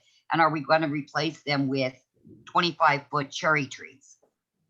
A couple of years ago, we tried to do everything in our power to block off traffic between Newark and the 3rd Ward. And now we're going to send out an open invitation. The issue of the master plan was brought up and how our master plan calls for more open spaces, etc. Our master plan is 2 years past the date that it needed to be revised, and we shouldn't be considering any development or additions until that has been revised and updated. As far as the financial incentives versus the cost, or the incentive to have it versus the financial cost. It has been said multiple times that the county will have to take care of the security. The county will have to work out a plan for the cleanup, etc. I would hope by now that we have gotten smarter than to believe that any outside agency is going to take care of the ugly redheaded stepchildren of Kearny. If you need proof, just look at what's going on with the Hackensack River redevelopment and our inability to make rules down by Walmart. Look at the fact that we have to fight every year to get our share of the money from the Meadowlands sharing. Look at any number of things where it has consistently been that Kearny foots the bill. In this almost 9 miles, you've got over 5 miles of it becomes the responsibility of Kearny. And you've got towns like Glen Ridge and Montclair, which combined have less than 3/4 of a mile of the path that are pushing for this. It's just, once again, let the people in Kearny fund what other people want. And it's very easy to say that, you know, the comment was made about being within distance of the schools, blah, blah. Okay, first of all, the schools are elevated compared to the path, so the kids are not going down into the gully to walk home, number one. Number two, our kids that go to the charter school and the middle school that live over in the 4th Ward already walk down Midland Avenue, cut across Arlington Depot Park, and go up the path into the 4th Ward. They don't need the pathway because they're not going to use it. As far as bringing business into town, I don't know where you think they're going to be shopping, but trust me, those of us that live around along the rail line really don't have room to put out a coffee shop. Now there is, granted, by Garofalo, you do have Curiosity by Intrinsic, and you do have the Greeks. Well, it's already hard enough to get a seat at the Greeks. There are no other businesses that are on the same level as this pathway is going to be. When you cross Kearny Avenue, 25, 30, 40 feet down. That's the point. And 50 years ago, Midland Avenue was a thriving business district, and there are some businesses that are opening up, but there's still a lot of capacity there, Melanie, as you pointed out, and where there have been successful. So you want people to get off the path and come through the residential area to possibly go to a business. Where there are, well, isn't that what they used to do when there used to be a rail station? Where there are successful bike paths, there have been substantial economic benefits to properties that ring those paths.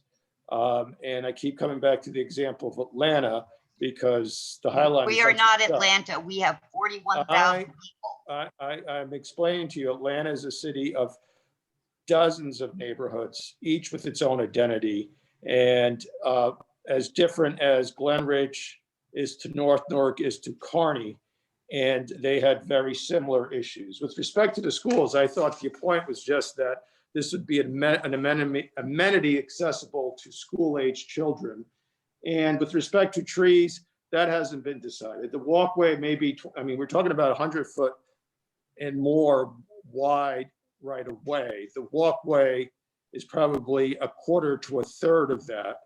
You know, all that we have now is conceptual renderings, and I'm looking at a couple of them, and it looks like most of the mature tree growth is kept on one of them. So I don't think any decisions have been made on what landscaping will be maintained and what landscaping would be removed. This were to come to fruition. And lighting is an issue that remains for the reasons discussed earlier, that has to be addressed, and the hours of operation has to be addressed. Is it dawn to dusk? Is it 24 hours? Those are all issues that the lighting issue. Those are all things that should be discussed and decided upon prior to either saying we're for it or against it. Not let's go before it, and then 2 years from now, we didn't know it meant that. Melanie, we are discussing it, but we're not willing to say the concept is no good like you have and judge that the trees will go, the kids can't go to it, there's no economic benefits, and we can't do this because security will all fall on us. We've already said the security can't fall on us. And what I heard back from the presenters was some kind of regional approach through the counties. And they, wait. Do they do that good a job in West Hudson Park that you feel that the Hudson County Sheriff's Department is going to be able to patrol this?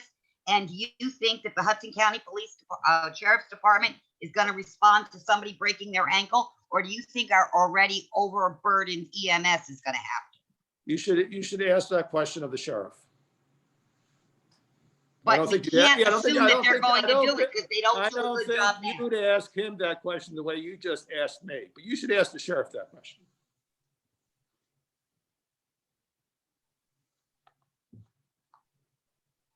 All right, we have another speaker, Michael Batista.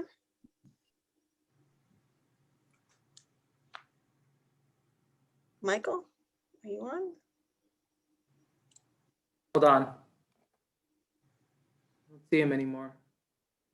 All right, I guess. Oh, no, wait. I'm gonna put him allowed to talk. Give me 1 second. Okay. Sorry about that, Michael.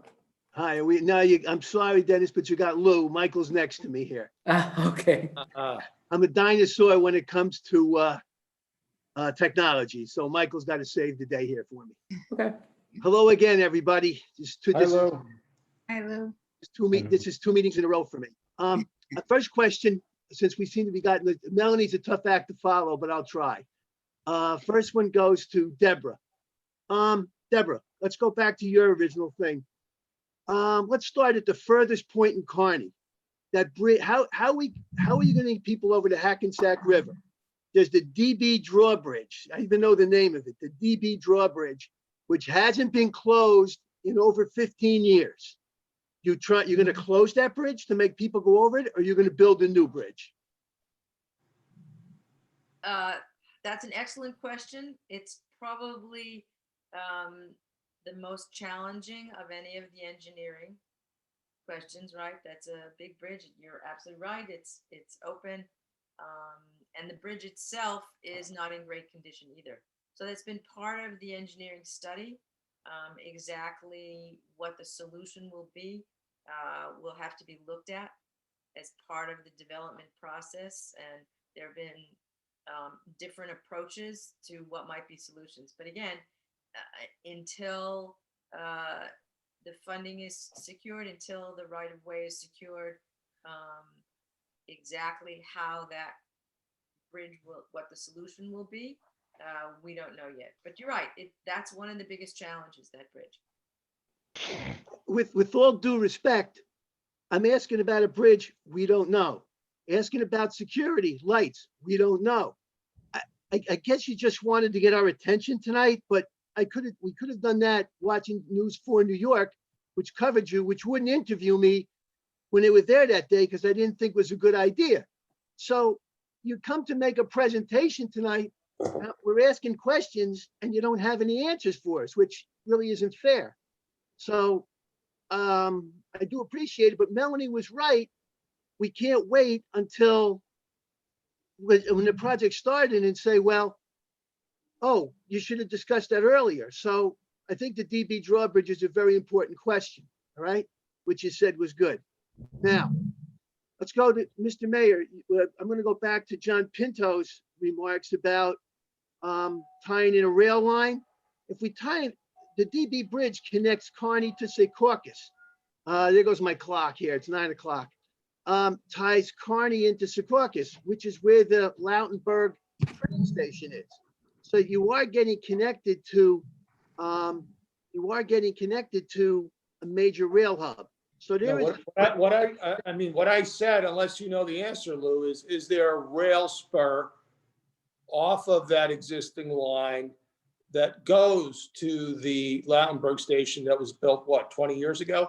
Yeah.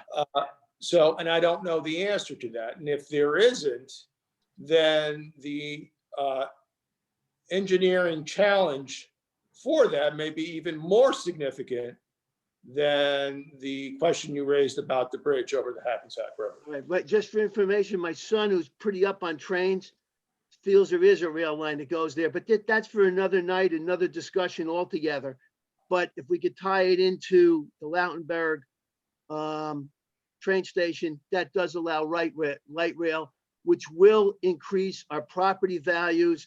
As Melanie was trying to say, in towns like Glen Ridge, Montclair, Bloomfield, their property values are skyrocketing because people want to commute to New York. And they want to commute to New York, not by bicycle. They want to commute to New York by train. But that is a discussion for another night. I'm going to go back to the bike line, to the bike route. I agree with everything every member of the town council said. I'm going to start with Eileen. The last time that the Booten line was used for freight was to take dirt by rail from the chromium sites in Montclair and Glen Ridge and bring it over to, I don't know, Bayonne or something. They tied it in and then it was put on barges to be used someplace else in the country. But as that train used to come through, the dust used to fly off the train. So the ground around, well, that ground could possibly be contaminated with chromium. So it was there. So that's, Eileen, that was a great point that you made. I didn't even think of. Then you, Mr. Mayor, hammered this right from the beginning. Security. Mr. Pinto, the bottom line is security, security, security. We don't know if it's going to be open 24 hours, but there's going to be lights. If it's going to be open, and Melanie made a good point, you want to start to go to work, the sun doesn't come up till 7:15. How are you going to get to work? It can't be used for work. So you've got to have the lighting. So it's got to be open 24 hours to be used, to be effective, to increase property values. So security is the key element there. I worked in New York for over 40 years, and they taught us a couple of things. You don't want to get caught in a trapped-in area, on a bridge, in a gully, in a long stretch. Kearny's got all three of them. The bridge over the Hackensack River. Once you're in the middle of that bridge, you get cut off in front or the back, you're caught in a bad area. You go into the gully between, I'm going to call it the Erie Cut, as most Kearny people call it, between Passaic Avenue and Devon Street. You're in a cut there. You're surrounded on all sides. You can't get out. And then once you start into the Meadowlands, from Schuyler Avenue out to the DB drawbridge, you're in no man's land. There's no one there to help you. There's no one there to bang on the door. There's no place to run, but either in front of you or back of you. If your access is cut off, you're stuck in there. So security is the main concern.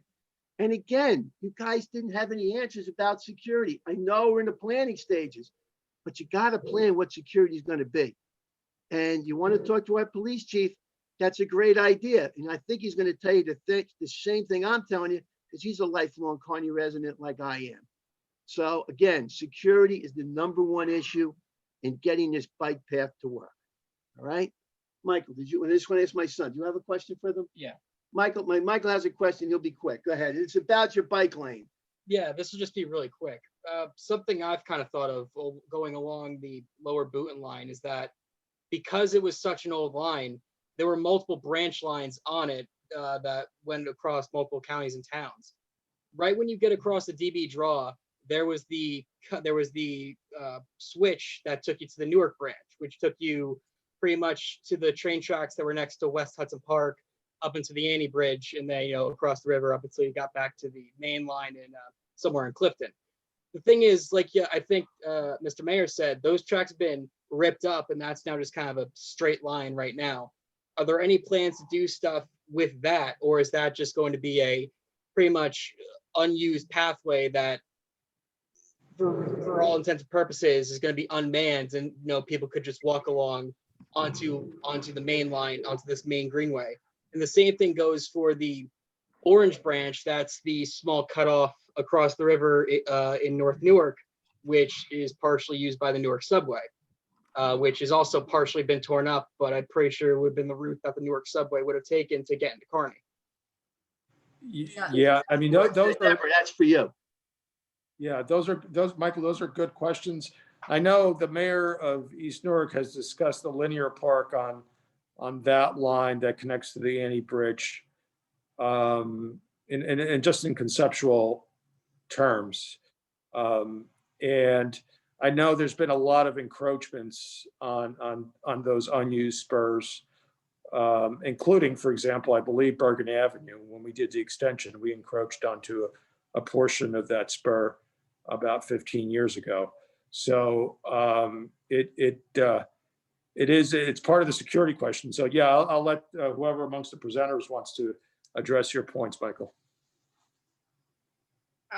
I was just going to say there are a number of unused rail lines in this area, and one of the visions, is to have a network of connected linear parks from these unused rail lines. There's a lot of attention being looked at to what happens to the Essex Hudson Greenway as a potential for what could happen with some of these other corridors. Some of them are owned by the same railroad line, Norfolk Southern, some are not. I believe the Orange is.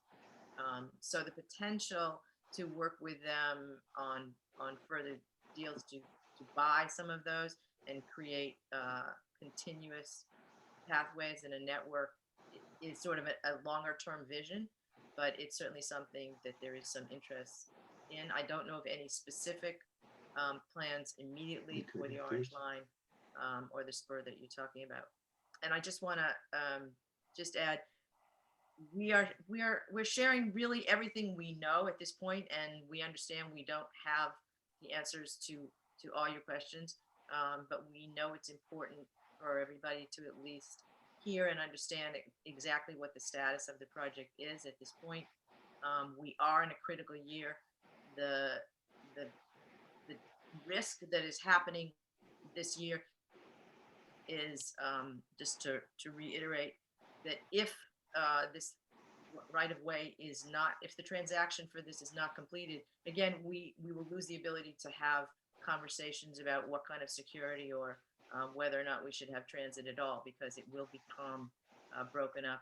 There's already interest in selling, that Norfolk Southern has for selling pieces of this. So you're right, we don't have the answers to all of these questions. We are really focused on trying to get it through the acquisition phase so that we have the potential to work with the communities along the line to answer these questions, and they're good questions.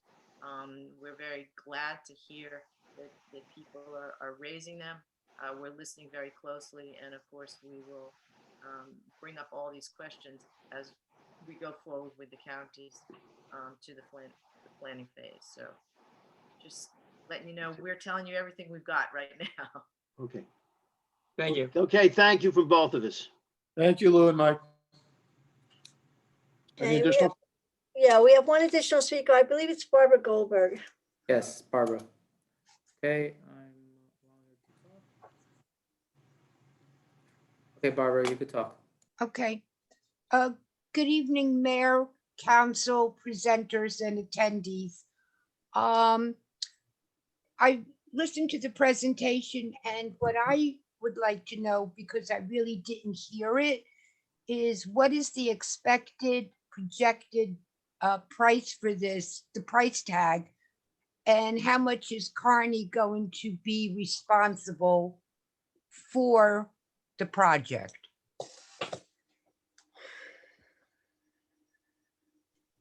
I think we touched on it a little bit and didn't get an answer, but I'll let Deborah address it again. Well, I'll start it and Deanie can add on. The price of acquisition, which is public, is 65 million. And then on top of that, we are looking at a financing package for what will be a good piece of the development going forward.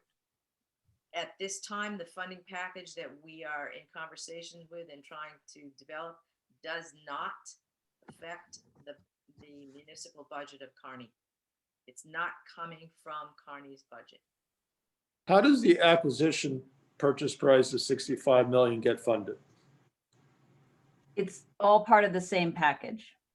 So what we're trying to do is put together a global funding package that will include the initial purchase price of 65 million, and then above and beyond that, give the communities or the counties enough money to do the basic development of the line. And one of the challenges with really figuring out what that cost is above and beyond 65 million is that sometimes it's not totally clear what communities want, right? You know, what kind of a trail do they want? What kind of amenities do they want? Without having a little, you know, it's sort of a little bit of a, I guess chicken and egg isn't the right word, cart and horse or something, but, you know, without actually owning the land, it's difficult to plan, right? So it's sort of like you want to know what you're getting into something before you buy it, but you can't really plan until you own it because it belongs to somebody else, right? So with the funding package, if it would not affect the municipal budgets, is it all going to be state and federal sources, or would it affect? Well, right now, we're looking at state sources. But, you know, I'm glad you mentioned federal because I think that, you know, the changes in Washington, you know, there may be some opportunities from additional funding, federal sources that weren't available in the past. I mean, there will finally be an infrastructure package. Yes, maybe, and there's certainly talk of some of those infrastructure dollars getting directed at, you know, these kinds of projects that you know can support alternative transportation. So, you know, I don't think that's out of the question. That's not something that I can sort of point to explicitly yet because we just don't know enough. But I can say that the funding I can say that the funding packages that we're looking at right now would be state funded exclusively, so they would not hit Kearny's budget or Hudson or Essex County budget. And but I think there's actually probably available funds above and beyond even what we're talking about through the federal process, like TAP, right? There's all of those different ones that people use. Back in the day when I was a youngster, they were called iced tea. I think it's called TAP now. It's transit set. There's a transit set aside, which is Yeah. also part of the discussion that's going on nationally. The new transportation bill that will be this year is a request to double the transit set aside. That's just one funding Right. that's being considered, and certainly both Biden administration and Buttigieg have talked about the importance of funding for bike ped as part of an overall transportation bill. So we are expecting that there will be new federal funding, buckets of money that would be exactly considered for this kind of project. But of course, that's in addition to the funding package that Deanie has described. There's also the ability for local municipalities to get grants going forward. And these projects usually go in stages, right? It's not all built and funded at the same time. So there is potential to apply for additional federal grants and state grants after this initial funding package, as well as a conversation to be had about philanthropy, which of course has funded major routes, both example High Line and the Atlantic Beltway. So Barbara, does that answer your question? It doesn't look like it would affect the municipal budget. Okay, let's say this project goes forward and is completed, let's say 10 years down the road. Will Kearny be responsible for any continual upkeep So the and maintenance and so on and so forth? That's a very important issue, maintenance and security, and how it's not just acquiring it and building it, is how do you keep it in an attractive condition that's safe and maintained.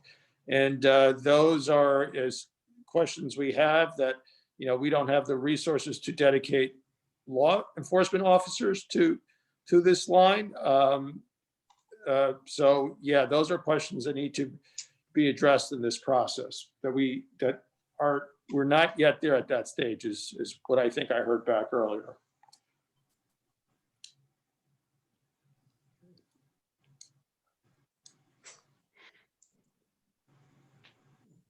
Did I go mute or did Barbara go mute? No, I went mute because Okay. I wasn't sure if you were going to add anything else. No, I don't know if yeah, I don't think, I think we discussed it at the beginning of this presentation. So they're serious concerns and we want to make sure they're addressed before we would fully commit. So I agree, Barbara. Because I mean, in one aspect, I could understand that, this is not a bad idea, but I agree with John Pinho that I would like to see some kind of a light rail. I would be concerned with, as Melanie pointed out, with people using bicycles. And basically, I would even be concerned with people using either dirt bikes, depending on what kind of terrain you have, or even scooters or motorcycles, to be able to commute, let's say, into work or into New York. That would be an enforcement issue. So motorcycles, I think, would be a bad thing. All-terrain vehicles and those are bad things. Now, electric bikes, that's become sort of the way of the world now. For those that commute long distances on bicycles, and for scooters, if you're under 25, scooter is an option. And they will argue with you all day as to why it should be an option. Wait, you said a scooter would be or would not be? Would be. You go to some urban cities, scooter programs are very popular amongst, I will generalize, amongst younger adults. Oh, okay. All right. I think that a lot more discussion needs to be Absolutely. done. And if we have, let's say, a deadline of a year to do this before the deal falls through from the railroad company, I just hope that on both sides that it's not haste makes waste, because it has some pros, but it's got a lot of cons, and it's got, unfortunately, a lot of variables. I wouldn't call them cons, but I do agree that there are variables that we don't want to make sure turn into negatives, as Councilwoman McCurry pointed out earlier. Because I mean, in one aspect, let's not have almost a pseudo mirror, if I'm saying it right, of Keegan landfill. Right, but right now we have it's almost as if we're starting with Keegan. We have an overgrown, abandoned place where homeless residents of the town have lived in the past. I don't know if they're there now. We have dumping that occurs, illegal furniture, garbage gets dumped in areas of this. We have security concerns with, as pointed out by Councilwoman Doyle, with persons using the bridge across the Passaic River as a way to get in and out quickly. So in a way, if we're going to analogize it to the Keegan landfill, I think we have the negatives of the Keegan landfill now. The question is how do we eliminate that and create, not be chasing a windmill, actually be doing something that happened. So our time productively and addressing all these issues and hopefully eliminating these concerns. Exactly, and not go into a contract, with a lot of unknowns and variables and say, oh, well, we could talk about it later, because I think we would need, a concrete contract and a stipulation to say, this is what we're going to do, and this is what we expect, as a town for, let's say, Kearny, and, and not run into a problem. Now, what let's say Montclair and Bloomfield may want to do, that's their business. But, as Kearny residents, our needs, I'm sure, are going to be very different than what Bloomfield and Montclair may need. And the only common denominator that we have is the path. Yes, we share that line. So, and I agree. I mean, I hate saying this term, but the devil's in the details, and we will be looking at it closely, and we've raised all the issues that I think most of the questioners have raised, and we will make sure that it's in the best interest of the town that if this is going to go forward. Okay, thank you. Mayor. Have a good How do night, we- everyone. Oh, night, Thank you, Barbara. Barbara. Mayor, how do we handle questions in the chat room? Do we address them? No, we don't. No. As the clerk read at the beginning, we don't address questions. Okay, so And here's. I don't even know why it's enabled, because we don't Yeah. address questions in chat. Okay, but I got a text and it said, will the plans be made available on the Kearny website and the details of this presentation? Are we I think going to it's do that? posted. I think the presentation is posted on the website. There's a link. That's Yeah, correct. yes, the minutes of this are on video and usually posted in the morning. No, the link to this presentation's on the To this website. presentation, that's what they wanted to know. Yes. Thank Mayor, you, we have Mayor. one We don't enable chat. You don't get a second bite at the apple. Otherwise, we'll be here till midnight. Okay, thank you, Mayor. Mayor, we have one additional speaker, Holly Hilton Capobianco. Yes, Ms. Capabianco. Hello. I realize I'm Holly. really running late. So I just want to quickly say that, I've seen this presentation. They came to the Junior Women's Club over a year ago and presented. And then I am a property owner that abuts the rail line. And so I was able to see that presentation as well. And this team has just been so forthcoming that, they don't know everything, but they've been really patient and listening to everything. Everyone in the Juniors Club was really excited about the presentation and how well it would be for the town, and such a nice thing. And then when we had the property owners, I would just say that most of the property owners, like myself, who's had a problem with the railroad, where the fence came down and with a tree, and we tried for a year to get them to respond, and we had to just put the fence back up ourselves. Most of the property owners really were, we see it as like Keegan's situation now, and people were pretty excited to have it be cleaned up.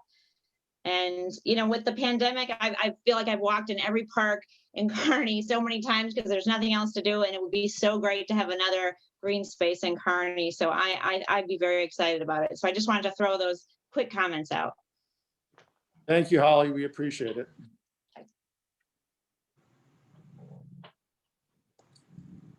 I believe we have no other speakers. Okay, so what we thought would be half an hour turned into an hour and a half, I believe. Well, I want to thank the presenters, Ms. Kagan.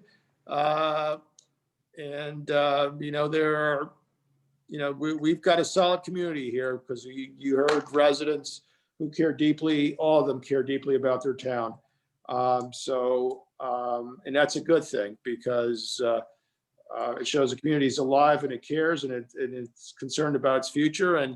And we're hoping to hear more from you as this project progresses, and please let us know as key milestones, or especially that deadline on acquisition as we get closer to it. Thank you so much for having us, Mayor Santos and council, and everybody who made comments. We really appreciate the time for listening and for giving us your feedback. And I think you're right. I think it's terrific to have this kind of engagement from your community, and it will make the difference in what the process is for the design going forward. So the more active you are, the more your voice will be heard going forward, and we'd be happy to come back when we have more information. So again, thank you very much. And hopefully we'll continue to have this conversation with you. Thank you, Thank you everybody. very much, Deborah. Thank you to Thanks, Dean everyone. and, Thank Frank you, as Mayor and well. Council. Thank you. Thank you. Thanks. Okay, so where were we? Okay. Caucus, reports of council members. So I'll go first.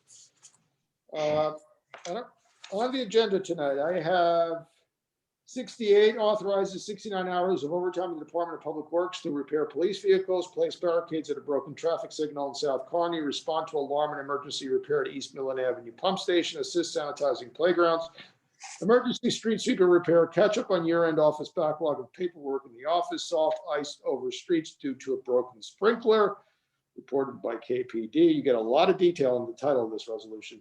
And respond and clear a sanitary backup at fire dispatch for a total cost of $3,494.23. Resolution 69 is pursuant to Town Code Section 23-7, denying application for curb cut at 72 Duke Street, Block 270, Lot 17A. I believe both the engineer and the construction official have looked at this, and it does not comply with the requirements of our ordinance for new curb cuts. Resolution 70 authorizes and approves a tax appeal settlement. All we have on the agenda is Kmart 3499. That cannot be right. There has to be a block and lot. So I'll leave it, before we go to closed session, which we'll discuss it, I'll leave it to the tax assessor to give us more detail on the property and the identifiers of the property before we go to close. Resolution 71 is to go into closed session. Well, here's the detail. It was in the closed session resolution. So X that, I'll just repeat it for resolution 70. 196-230 Passaic Avenue, Block 15, Lot 801. Is there contract negotiations with labor units that will be discussed in closed, Mr. Administrator? And if so, which one?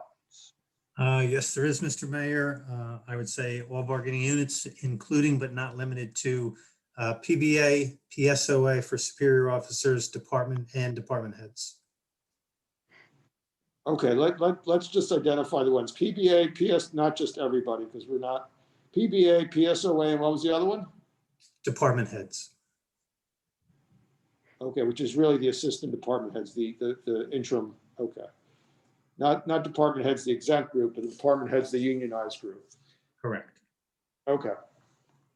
And I'll have resolution 76, which extends the date for outdoor dining under chapter 23A of the town code, extends it to March 31st, which I believe dovetails, according to the town attorney, with the extension of outdoor liquor licenses under state law till March 31st. Not many businesses are availing themselves of this right now because of the weather, but maybe as we get closer to that end date, we might see, like we did during the summer and autumn, more usage, and that March 31st date may be further extended by the state, in which case we'll further extend our date as well, or propose to extend our date as well. My report this evening will be focused just on one item, which is COVID-19 vaccinations. Which is, if you read the newspapers, turn on the news, there is a disorganization on vaccine distribution and limited supplies of the two approved vaccines, the Moderna and Pfizer vaccine. And that's presented an onerous challenge for communities across the state, and there is very high demand for vaccine. The categories were opened up widely a couple of weeks ago to include anyone 65 and over. And anyone with a long list of health conditions that, including that were recommended by the CDC, including others that were added to that list by the state of New Jersey, creating probably close to a third of the state that's eligible for vaccine, but nowhere near that amount of vaccine available now or in the next probably 4 to 8 weeks. We won't get that that amount of vaccine. To date, we in the town of Kearny have, through our health department, have administered 570 vaccines to the public. This doesn't include, EMTs and police and town nurses. Those were all in a separate category that were vaccinated early on. I'm not including those in that number. I'm not including the nursing homes in that number. They're separately vaccinated. Even though we coordinated, the health department coordinated with the Commissioner of Health. They're separately vaccinated pursuant to a federal contract with CVS and Walgreens, or the senior housing, both 681 Schuyler and Spruce Terrace. They qualified under 1A as Section 202 funded housing, and we were also able to coordinate with them on their vaccination. They received first doses, I believe, on Sunday, January 17th was the first dose at Spruce. And I think most of 681 Schuyler as well. So the 570 refers to clinics administered by the town or co-administered by the town for members of the public that meet those requirements. High demand, very limited supply, which means there were limited appointments.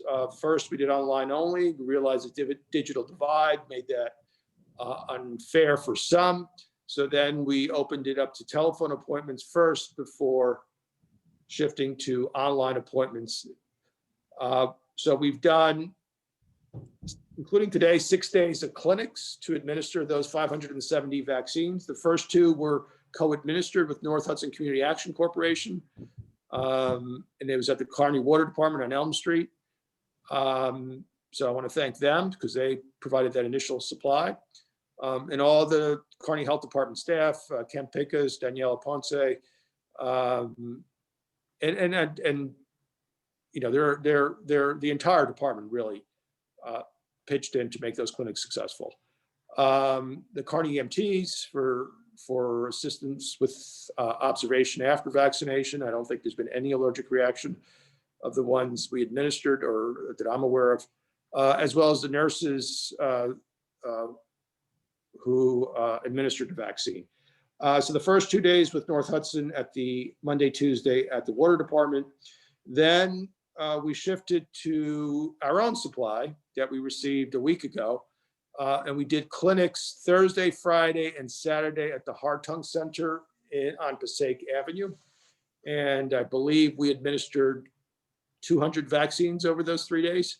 And since the Hartung Center was smaller than the water department, we wanted to space out the appointments more to minimize the number gathered indoors at any one time. And then today we shifted. We didn't do one yesterday because the health staff was receiving their second dose yesterday themselves. So today we shifted to the Kearny High School. We did 100. We thought with the weather, we had potential no-shows. So we had a standby list and there were very few no-shows today. People showed up. It shows how high in demand the vaccine is. And we could have administered, we had the nurses and the EMTs and the staff you have to register first, then vaccinate, then observe. We could have easily done twice the number that we did today with the staffing that we had. The layout, King Street presents a little bit of a challenge on access because of the slope, but the layout in the cafeteria, the hallways, the new atrium, the access exit, was really an excellent layout. Unfortunately, we only had 100. We didn't have 200. And then the additional unfortunate news is that late last week, the state, or mid last week, the state decided to change their distribution of COVID vaccine this week and not shipped directly to municipalities, but to municipalities with health officials like Kearny, but to go to the county Hudson. So they reduced the overall supply to 3,500 doses. And we received no additional doses of that 3,500 for this week from the county of Hudson. And the preliminary indication is that for next week, there will be another 3,500 doses that's delivered from the state to the county. And we're only slotted to receive 100 of those doses. So the system's not working. That definitely does not work. A county center at the Juneau Center, which is 5.5 miles away from residential Kearny, does not work for most seniors, and does not work unless they have a child or a grandchild or a friend that could drive them to the Juneau Center, or does not work for many low-income households who do not have access to a vehicle, and certainly do not have access, or in some cases don't have access to a vehicle during the hours during which the vaccine is being administered, the 9 to 3 or 4. We actually did a Saturday clinic to try to address some of that issue from our end. But the county doesn't do that.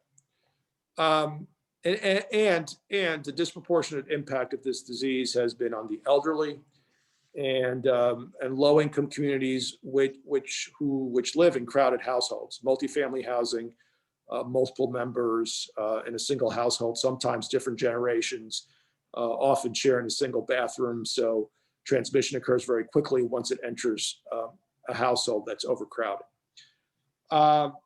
So it's not equitable, it's not fair in any way you look at it. I've asked the state to reconsider. I'm waiting to hear back. I've asked the county to reconsider. I haven't gotten a formal reply, but I think my reply was you're only getting 100 next week. I think our best hope is that the federal administration, the new federal administration, will get their hands around this and actually take control of the distribution. Because it's not just New Jersey, it's also New York, it's also Florida. It seems to be falling apart at the state level. And I'm trying to be very careful in the words I use, but that's the best way I can characterize it right now and be fair with what's going on. So I'm hoping that, and I think there's just a lot of demand and not enough supply, and very short time windows to make decisions. And that just creates, the sort of the disorganization and the inequities in distribution that we're seeing occur now.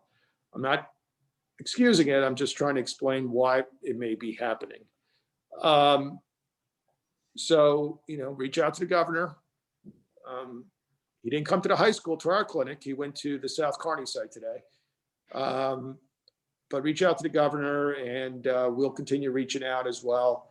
And hopefully there will be soon a real federal plan that brings some order to this and brings more vaccine to communities across the country, including our community, and communities that have been disproportionately impacted by COVID.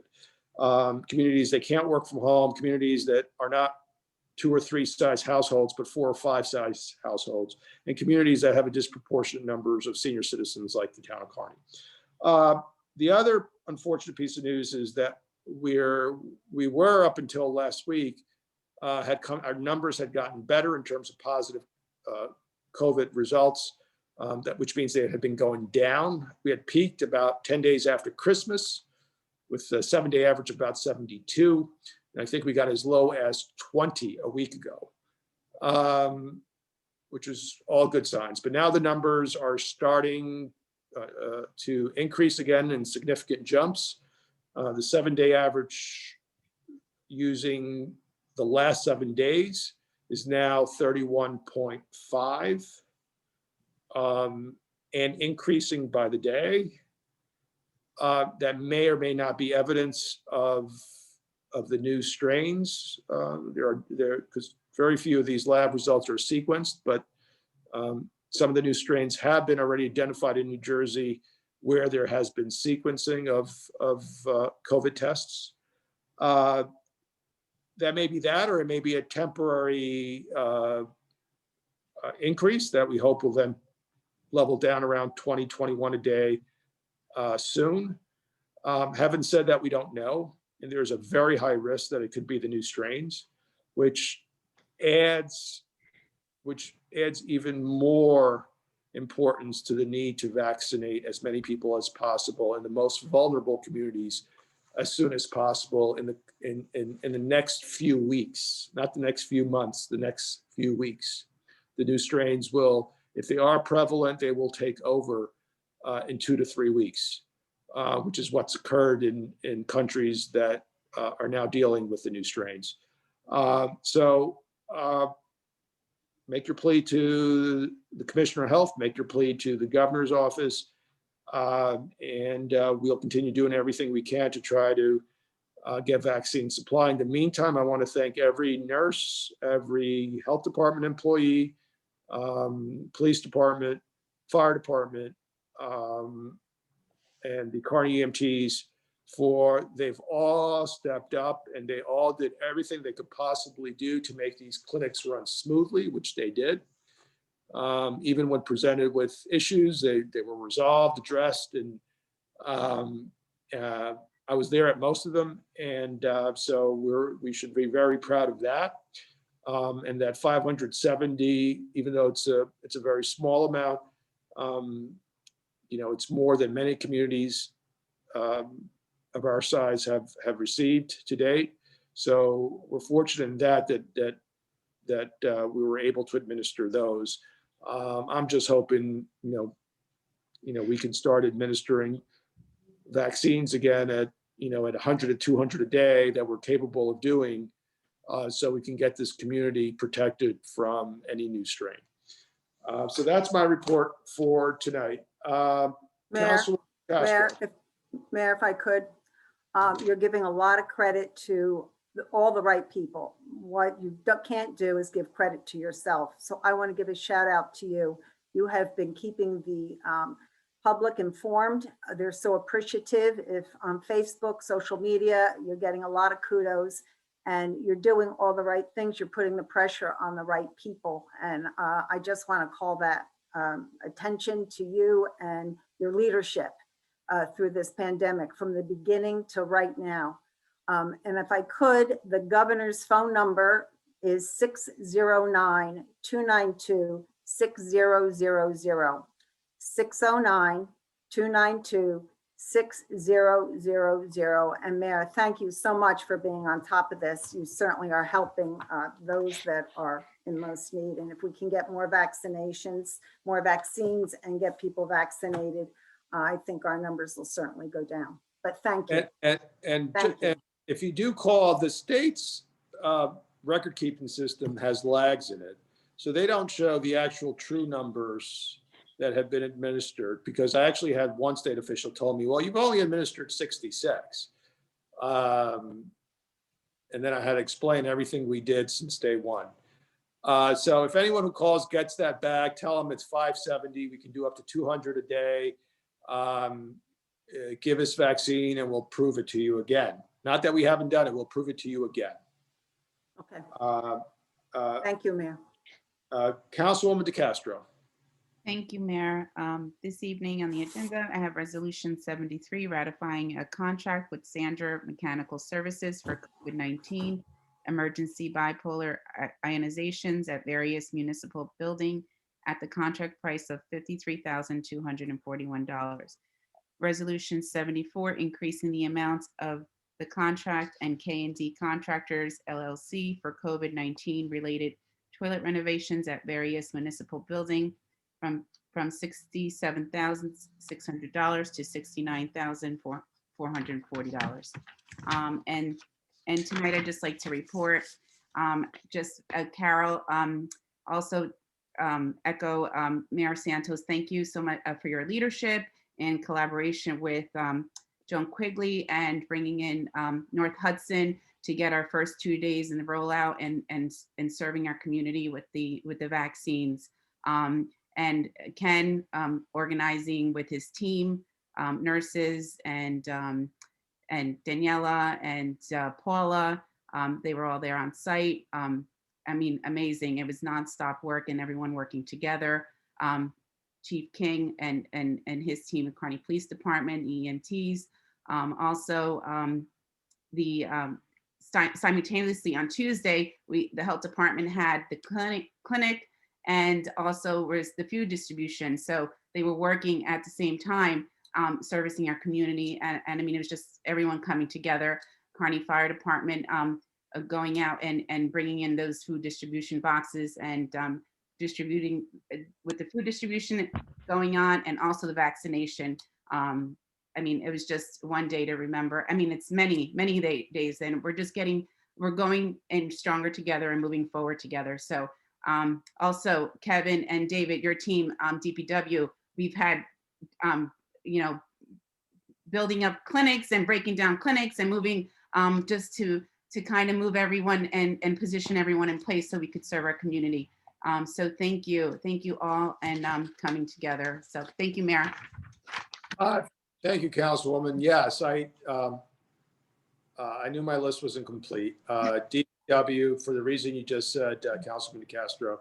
When we were at the water department, you know, I had DPW superintendent getting large space heaters, setting up tables, relocating equipment that was in the garage. You know, all on short notice.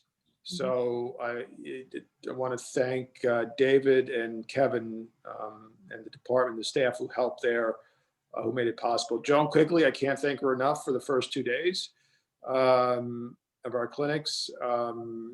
She was very generous, supportive, very helpful, and helped us, you know, our first 2 clinics. So, which she had done already through North Hudson. So it was actually a good learning exercise for us as well. So immensely grateful. And she was also able to get supply for us to vaccinate our police department.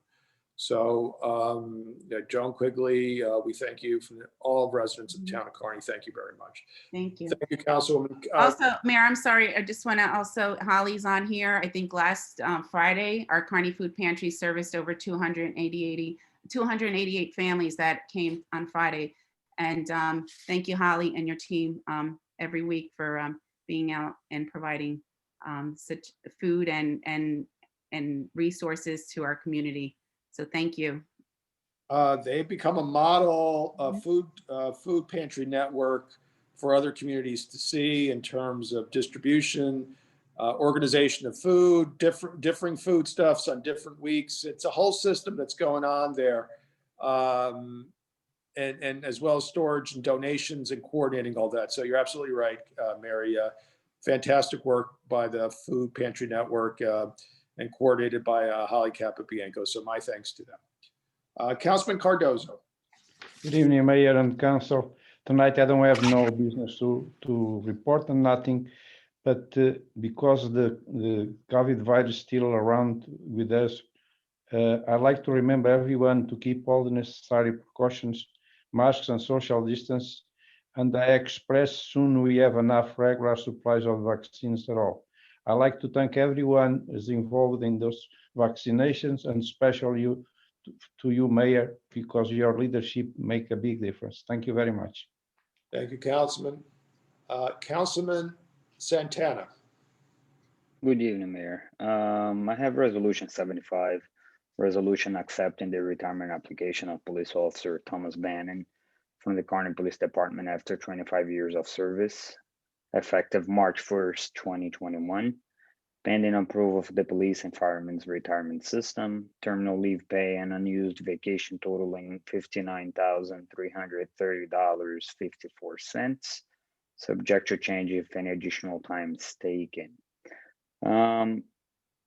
I just want to say to everybody, thank you. Like this is what a community is supposed to be, and this is what Kearny is about. We are a community that cares, and every single piece of our community is what comes together to make sure that we service our residents and the need. Because Councilwoman De Castro just mentioned, and it's so true, we are so concerned now. We, like some mindsets, are so concerned about our seniors and getting vaccines to our seniors.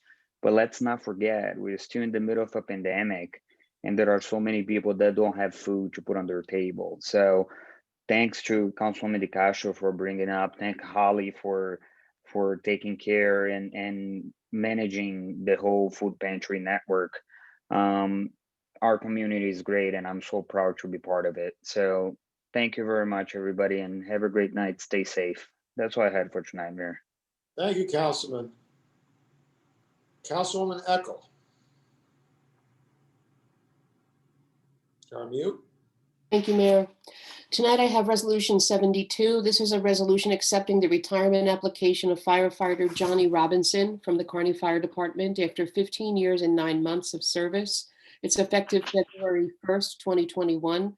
This is pending approval of the police and fireman's retirement system. His terminal leave pay and unused vacation totals $37,037.77. That's a number we should play, right? 3737. Subject to change if additional time is taken.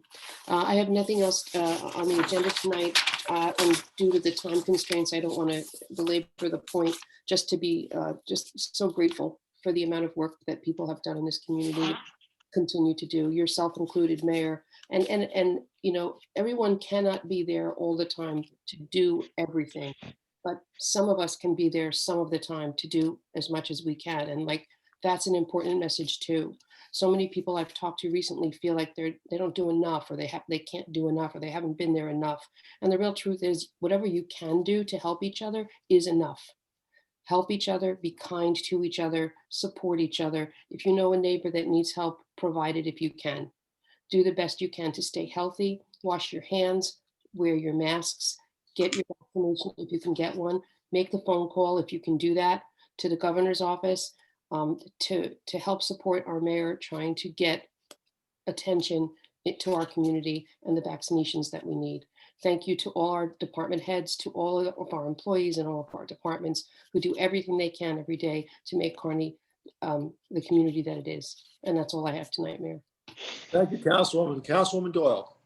Good evening. Tonight I'll be moving the consent agenda. All matters listed with an asterisk are considered to be routine, non-controversial by the mayor and council. They'll be approved by one motion. There'll be no separate discussion of these items unless a council member or citizen so requests, in which case the item may be removed from the consent agenda and considered in its normal sequence on the agenda. Minutes to be approved pending any corrections. The regular meeting of January 12th, 2021 has been circulated. Motion to suspend the reading of communication and read by title only. Resolution 60 is the bill list resolution. Resolution 61 is the resolution authorizing the return of unused escrow deposit to the RTC Properties, Inc. in the amount of $198,720.49 relative to the zoning board application number 2018.19 at 2 North Hackensack Avenue, Block 295, Lot 6. Resolution 62 is a resolution authorizing permission to encroach upon the town right-of-way at 202 Kearny Avenue, Block 234, Lot 7, with scaffolding in the front of the building and on Boyd Street for a period not to exceed 3 weeks for the purpose of renovating the facade of the building. Resolution 63 is a resolution authorizing Cascade Remediation Services, LLC, as agent for Wacaco Realty Corporation and its contractor Rowe Associates to encroach upon the town right-of-way in Pennsylvania Avenue and Jacobus Avenue in connection with the environmental remediation of property at Block 293, lots 3, 4, and 5 for the purpose of performing environmental soil samplings. Resolution 64 is a resolution granting permission to PSE&G for a road opening permit at 159 Davis Avenue, Block 238, Lot 36.02 in order to install new gas service. Resolution 65 is a resolution authorizing 12 hours of overtime to Dennis Fonseca, MIS technician, to provide virtual meeting support for the Board of Health on January 13th, the Recreation Commission meeting on January 20th, the KUAZ meeting on January 21st, and the Mayor and Council meetings on January 26, 2020 at the cost of $839.16.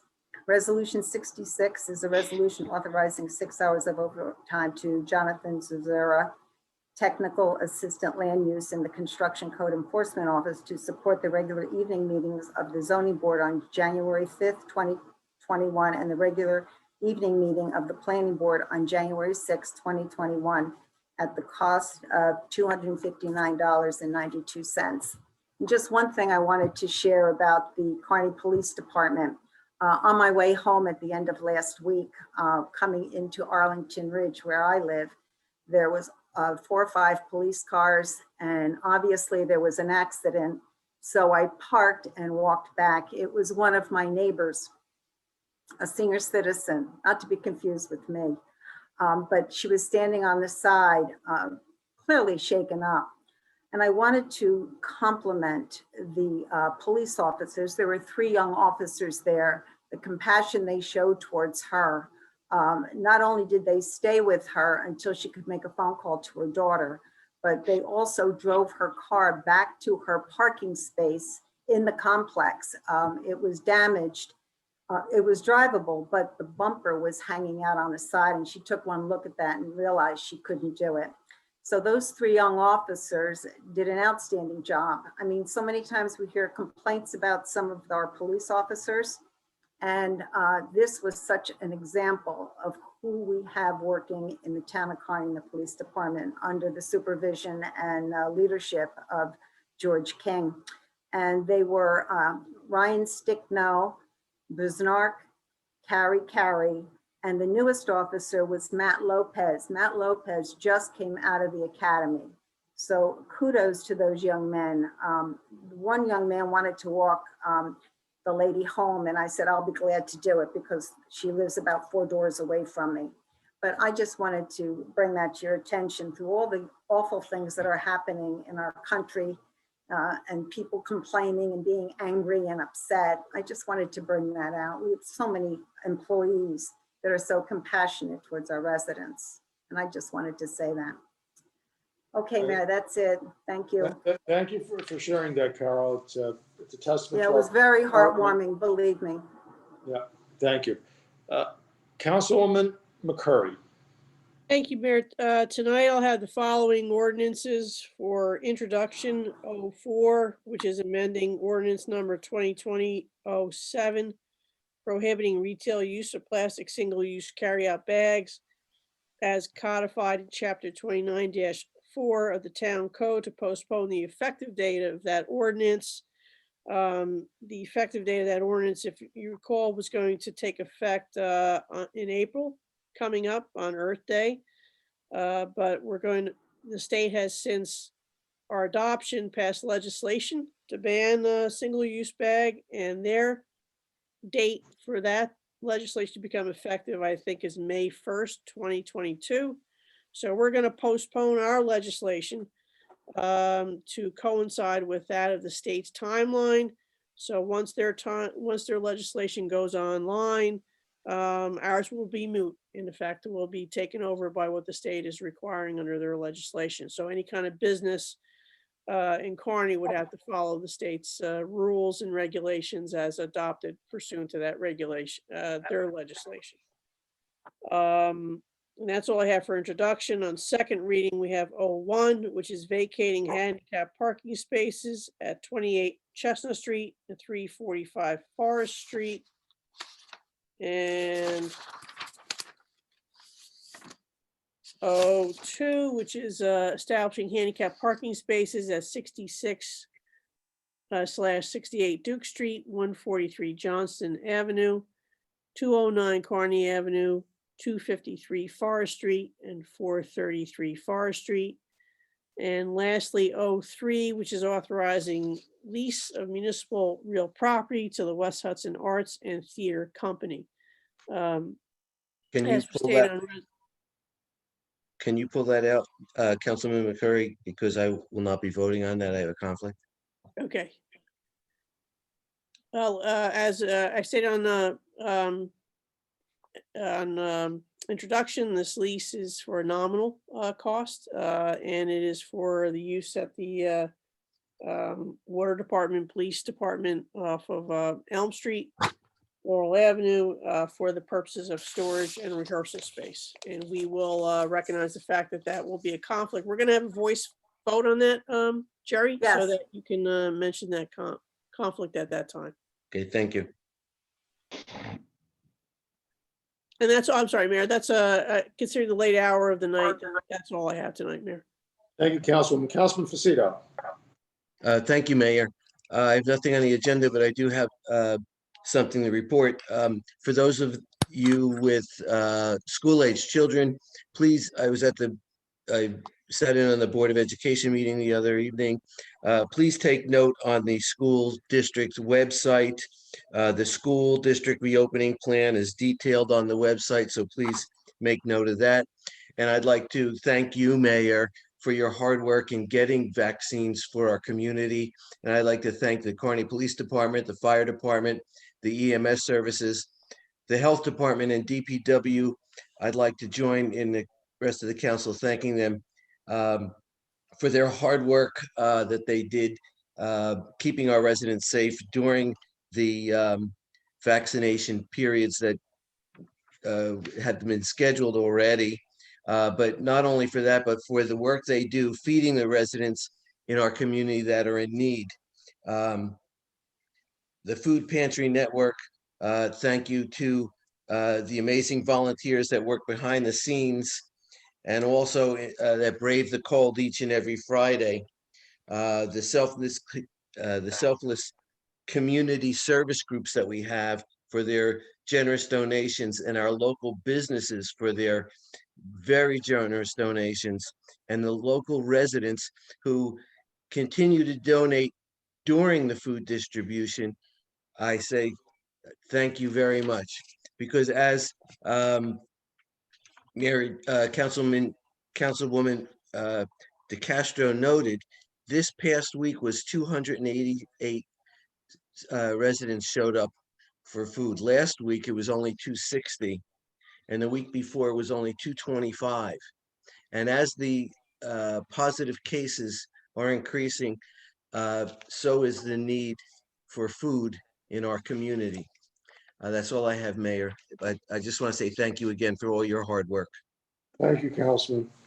At this point of our meeting, we'll open it to the public on any item on the agenda or any matter of public interest. Please remember to keep your comments to 10 minutes. Madam Clerk, are there speakers? Yes, Mayor. Again, we have Melanie Ryan. Ms. Ryan.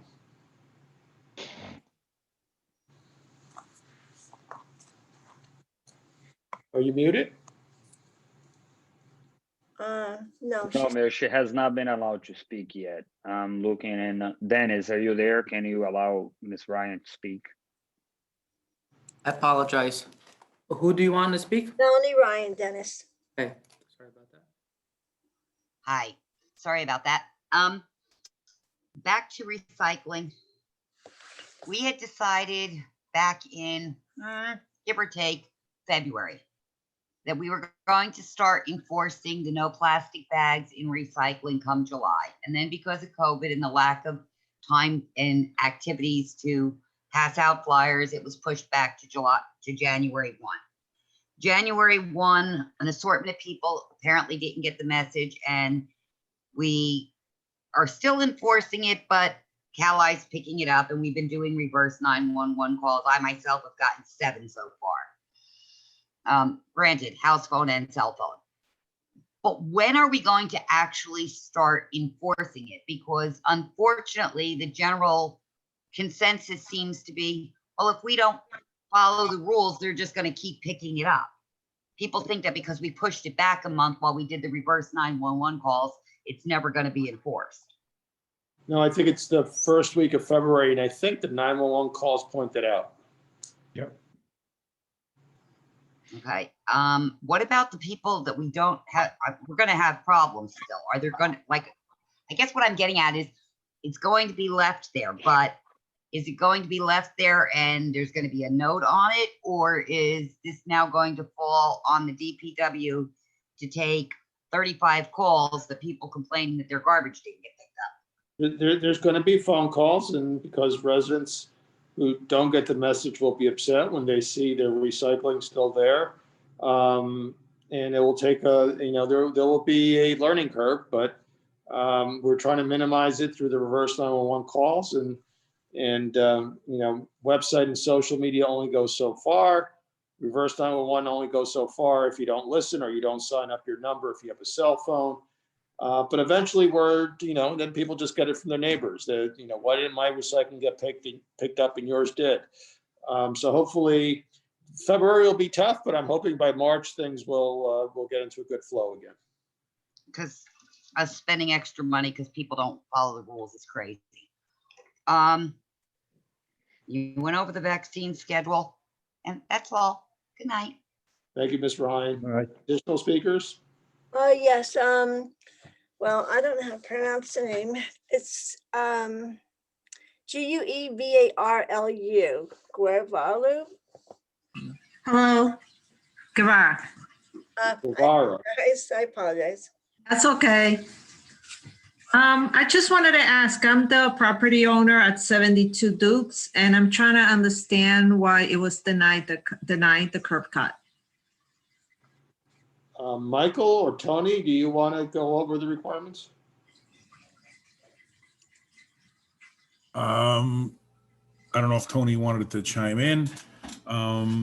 David, do you have the curb cut there? My understanding was that it encroached on the side offset of 10 feet and that it did not meet the ordinance. I know Tony just unmuted. Tony, did you have anything else to add? Well, I was just going to elaborate on what the deficiencies were. There's Okay. several things that it doesn't comply with. When it's within 10 feet of a neighboring driveway, an existing neighboring driveway. It would be within 3 feet of the property line to the side, which they would not offer a buffer. Violates the front yard landscape requirements of the town ordinance. There's several issues. For the 3 feet, is that implying that you need, so I know the driveway needs 7 feet, and then you need 3 feet after that between our property and our neighbor's property? Or That's is it correct. That's correct. property and their Town house? ordinance requires a minimum of 3-foot landscape buffer between the property line and the parking space. Would that be considered their property being that? Because there's a sidewalk between us two as well. Well, no, you're required to have a minimum of a 3-foot landscaped buffer, meaning grass or plantings between the parking space and the property line. And what would be the case? Because so from the curb cut application, all I got for the length was 7, and our neighbors 2 doors down don't have a landscape buffer. Was that like a new rule in place? I don't know which driveway you're talking about. That could be pre-existing from a long time ago. Your neighbor's driveway. Okay. All of the deficiencies that I'm elaborating on right now are all detailed in the denial that was issued at the beginning of the process. So are the deficiencies of a nature that they could redesign it, or are the deficiencies of a nature that you can't have a curb cut at this location? There's no room to modify it to make it work, Mayor. Sure. All right. Okay, And there's no garage on the ground level. It's a parking no, space. originally when we purchased the house, it'd be 18 years in April. And when we originally purchased, the previous owner had gotten approval, but they never went through with it to go down to the basement. But then I was told that you can't do that anymore. So I don't know if there's like a different way of doing it, because like there's this big area in front of the house too. Right, so there would have to be parking on the ground level of the house, inside the house, and then you're gonna have a curb cut to that. That's why new houses typically design it that way. Otherwise, you trigger all these other requirements as well. Oh, okay, yeah, see, I wish I would have taken over, like when they did that almost 18 years ago. If I would have done it, then I could have had it, I guess, go into the basement originally. Yeah, I don't know. If you have that approval still, you may want to share that with the construction official. Well, no, that was the previous owner had gotten approval, they told me, but the construction manager, I forget his name, I think Tony, he says they don't approve that anymore. I understand that, but if you have the original approval, I don't know when you No, bought that was the house. previous, yeah, no, the previous owner had that approval. We didn't request that, so I don't have that. So you never saw it. He said it, but you never saw it. Correct. I think they had it, I think they had something in the town, building construction code about it, but I mean, I could ask that man Tony maybe, if he has that, is there something that I can be doing with that still or no? Well, I'm sure that expired a long time ago. Okay. Tony, this is Councilman Santana, is there a way that you can check on the file, maybe if that approval is there, like the mayor is saying, like at least we can take a look at the approval if it's been given a while back, and that can be proved, maybe we can review it. Mayor, is No, that what if you're it saying? if it has a time on it, as Tony is suggesting, then it's expired. But if there is no time limit on it, then it should be reviewed. So I don't Right. know if it's still on file. Is that something that we need to, the construction code building and ask them if they still have that? You could make the request, they'd have to look for it, and I don't know if it's scanned or not, and whether it's, I mean, if it's that old, then it may be very hard to find. Yeah, it was from, I'm thinking somewhere around 2000, well, we got it on 2003. Yeah, but around if there, they you got it. bought a house with the right to a driveway, your attorney should have gotten you that.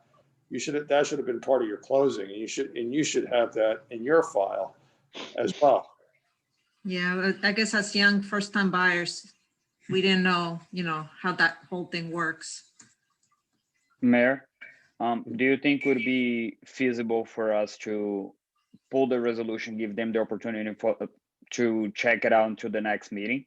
I don't know, I'm just questioning. Well, this resolution is not for that. Okay. Earlier was for an underground, the way it's described, it was a different request that was approved, assuming it was approved. This is a different request. So it's not like if that one exists, they can do this one. Okay. Yeah, Right? yeah. Understood. I thought we did it this way, like the new way, because we thought we couldn't do it the old way. Okay. Well, if you want to request from the construction department, maybe they can find it, or if you look at the closing, as the mayor said, and the closing files, maybe it's there and you just haven't noticed it. That might be a way of going it. Okay, thank you. No problem. All right, we have no other speakers, Mayor. Okay, we'll proceed with ordinances for introduction. Mayor, I move for introduction 04. Is there a second? Second. By Eckel, all in favor? Aye. Opposed? Ordinance is introduced. And on second reading, I move we open the public hearing on 01. Second. Seconded by Faceto, all in favor? Aye. This is the time fixed for public hearing on this ordinance, which is advertised for this time. It's entitled Ordinance Vacating Handicap Parking Spaces at 28 Chestnut Street and 345 Forest Street. Are there any speakers on this ordinance? Raise your hand. Any raised hands? No, Mayor. Motion to close. I move we close the public hearing. Second. Seconded by Faceto, all in favor? Aye. Aye. Hearing And is I move closed. we adopt 01. Second. Seconded by Faceto, all in favor, say aye. Aye. Anyone opposed or not voting? Ordinance is adopted. I move we open the public hearing on 02. Second. Seconded by Cardoza, all in favor? Aye. Aye. This is a time fixed public hearing on this ordinance, which is advertised for this time. It's entitled Ordinance Establishing Handicap Parking Spaces at 66/68 Duke Street, 143 Johnston Avenue, 209 Kearny Avenue, 253 Forest Street, and 423 Forest Street. Are there any speakers on this ordinance? Raise your hand. I see none, Mayor. Motion to close. I move we close the public hearing. Second. Second. Seconded by Faceto, all in favor? Aye. Hearing is closed. And I move we adopt 02. Second. Seconded by Cardoza, all in favor, say aye. Second. Aye. Opposed or not voting? Ordinance is adopted. And on 03, I know we have a conflict, so I guess we have to have a vote, a voice vote on this. I move we open the public hearing in 03. Second. Seconded by Eckel. So I'm going to give the opportunity for let me take it in reverse. On the motion to open it to public hearing, those abstaining say aye. Wait, say that again? Say that again? Those abstaining Not say aye, voting. so say aye, Jerry. Carry Wait, too. Not voting, 10:15, Not Mayor. voting. not voting. Don't challenge All us. right. Those let- voting aye on opening the public hearing, vote aye. Aye. Aye. Okay, the Aye. hearing is now open. I was trying to make it easy so Jerry Father. got out of the way. You know who you're dealing with, really? All right, let's get back on track. Okay. This is the time for public hearing on this ordinance, which is advertised for this time. It's entitled Ordinance Establishing a Lease of Municipal Real Property to the West Hudson Arts and Theater Company at the Water Department Garage on Elm Street. Are there any speakers? Mayor, there are none. Motion to close the hearing. I move we close the public hearing. Second. Is there any? Seconded by Eccles. Is there anyone abstaining or not voting? I'm I not am voting, Not voting. Okay. not voting, And Councilman Faceto and Councilwoman Doyle are not voting. correct. Those voting aye, say aye. Aye. Aye. Aye. Anyone voting no? So everyone else is an aye, Madam Clerk. Hearing is closed. Is there a motion to adopt? And I move we adopt 03. Second. Seconded by Eckel. Those abstaining or not voting? Not voting. Not voting, Those voting aye, say aye. Aye. Aye. Anyone voting no? So two not voting, 7 ayes, Madam Clerk. Ordinance is adopted. Okay, we have one item, we have the resolution, we have the consent agenda. Got ahead of myself. I'll review the resolutions currently now on the consent agenda unless there's a request for additional discussion. I'll ask Councilwoman Doyle to amend the consent agenda resolution to include those additional items. 68, 69. Does anyone want a roll call on 69? no, 70? 70 will be taken up after closed. 71 will vote on before closed. 72, 73, 74, 75, 76. Councilwoman Doyle. I just go over it again, 71, what was the other one that you said we're taking up after closed? 70. 70. Oh, 70, okay. I'd like to amend the consent agenda resolution 67 to include all of those items with the exception of 70 and 71. I'll second the amendment to the consent agenda. Is there discussion on the amended consent agenda? Roll call. Councilmembers Doyle, Aye. McCurry, Yes. Eckel, Yes. Cardoza, Aye. Tanaka, I'm sorry, DeCastro, Yes. Santana, Aye. Faceto, Yes. and Mayor Santos. Yes. Now here comes the real challenge of the night. Yes, Going into closed session, logging off, logging on, then coming back and logging back on. So I hope I can make it. So I'll make a motion to go to close for resolution 71 for the collective bargaining agreement negotiations, PBA, PSOA, assistant department heads, and the tax appeal settlement at 196-230 Passaic Avenue, also known as Kmart, I believe. Is there a second? I second. Seconded by Cardoza. All in favor? Aye. Aye. Okay, we do expect formal business on number 70 when we return to open. We hope that's soon, but we don't know. Come rescue us in Zoom world if it doesn't happen soon. So let's immediately log off and log on. And Dennis, please keep the public number open until we come back. Will do. I'm closing I'm just turning off the recording right now. So until you come back, I'll start the recording. Okay. Now. Okay, we're back. We're in open session. Roll call, Madam Clerk. Pat, you want to unmute yourself? It's like, I'm out of here. Pat, did Dennis let you in? Yes. Yeah, fine. Councilmembers Doyle. Not here? yeah, I'm here, yes. McCurry, Yes. Eckel, Yes. Cardoza, Yes. DeCastro. Santana, Here. Casito, Here. and Mayor Santos. Here, I'll make a motion on resolution 70, authorizing and approving tax appeal settlement for 196-230 Passaic Avenue, block 15, lot 801. Second, Seconded by McCurry. Discussion? Roll call? Councilmembers Doyle, yes. McCurry, Yes. Eckel, Yes. Cardozo, Yeah, DeCastro. Did she come back? No. No. No, I don't see her here, no. Here Oh, she she is. just There joined she us. is. Here's, Here she is. Technical difficulties. All right, we're in the middle of taking the vote, Mary Trine.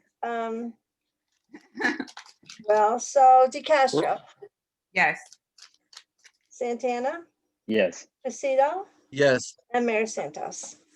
Yes, and at 10:56 PM, I make a motion to adjourn. Second, second.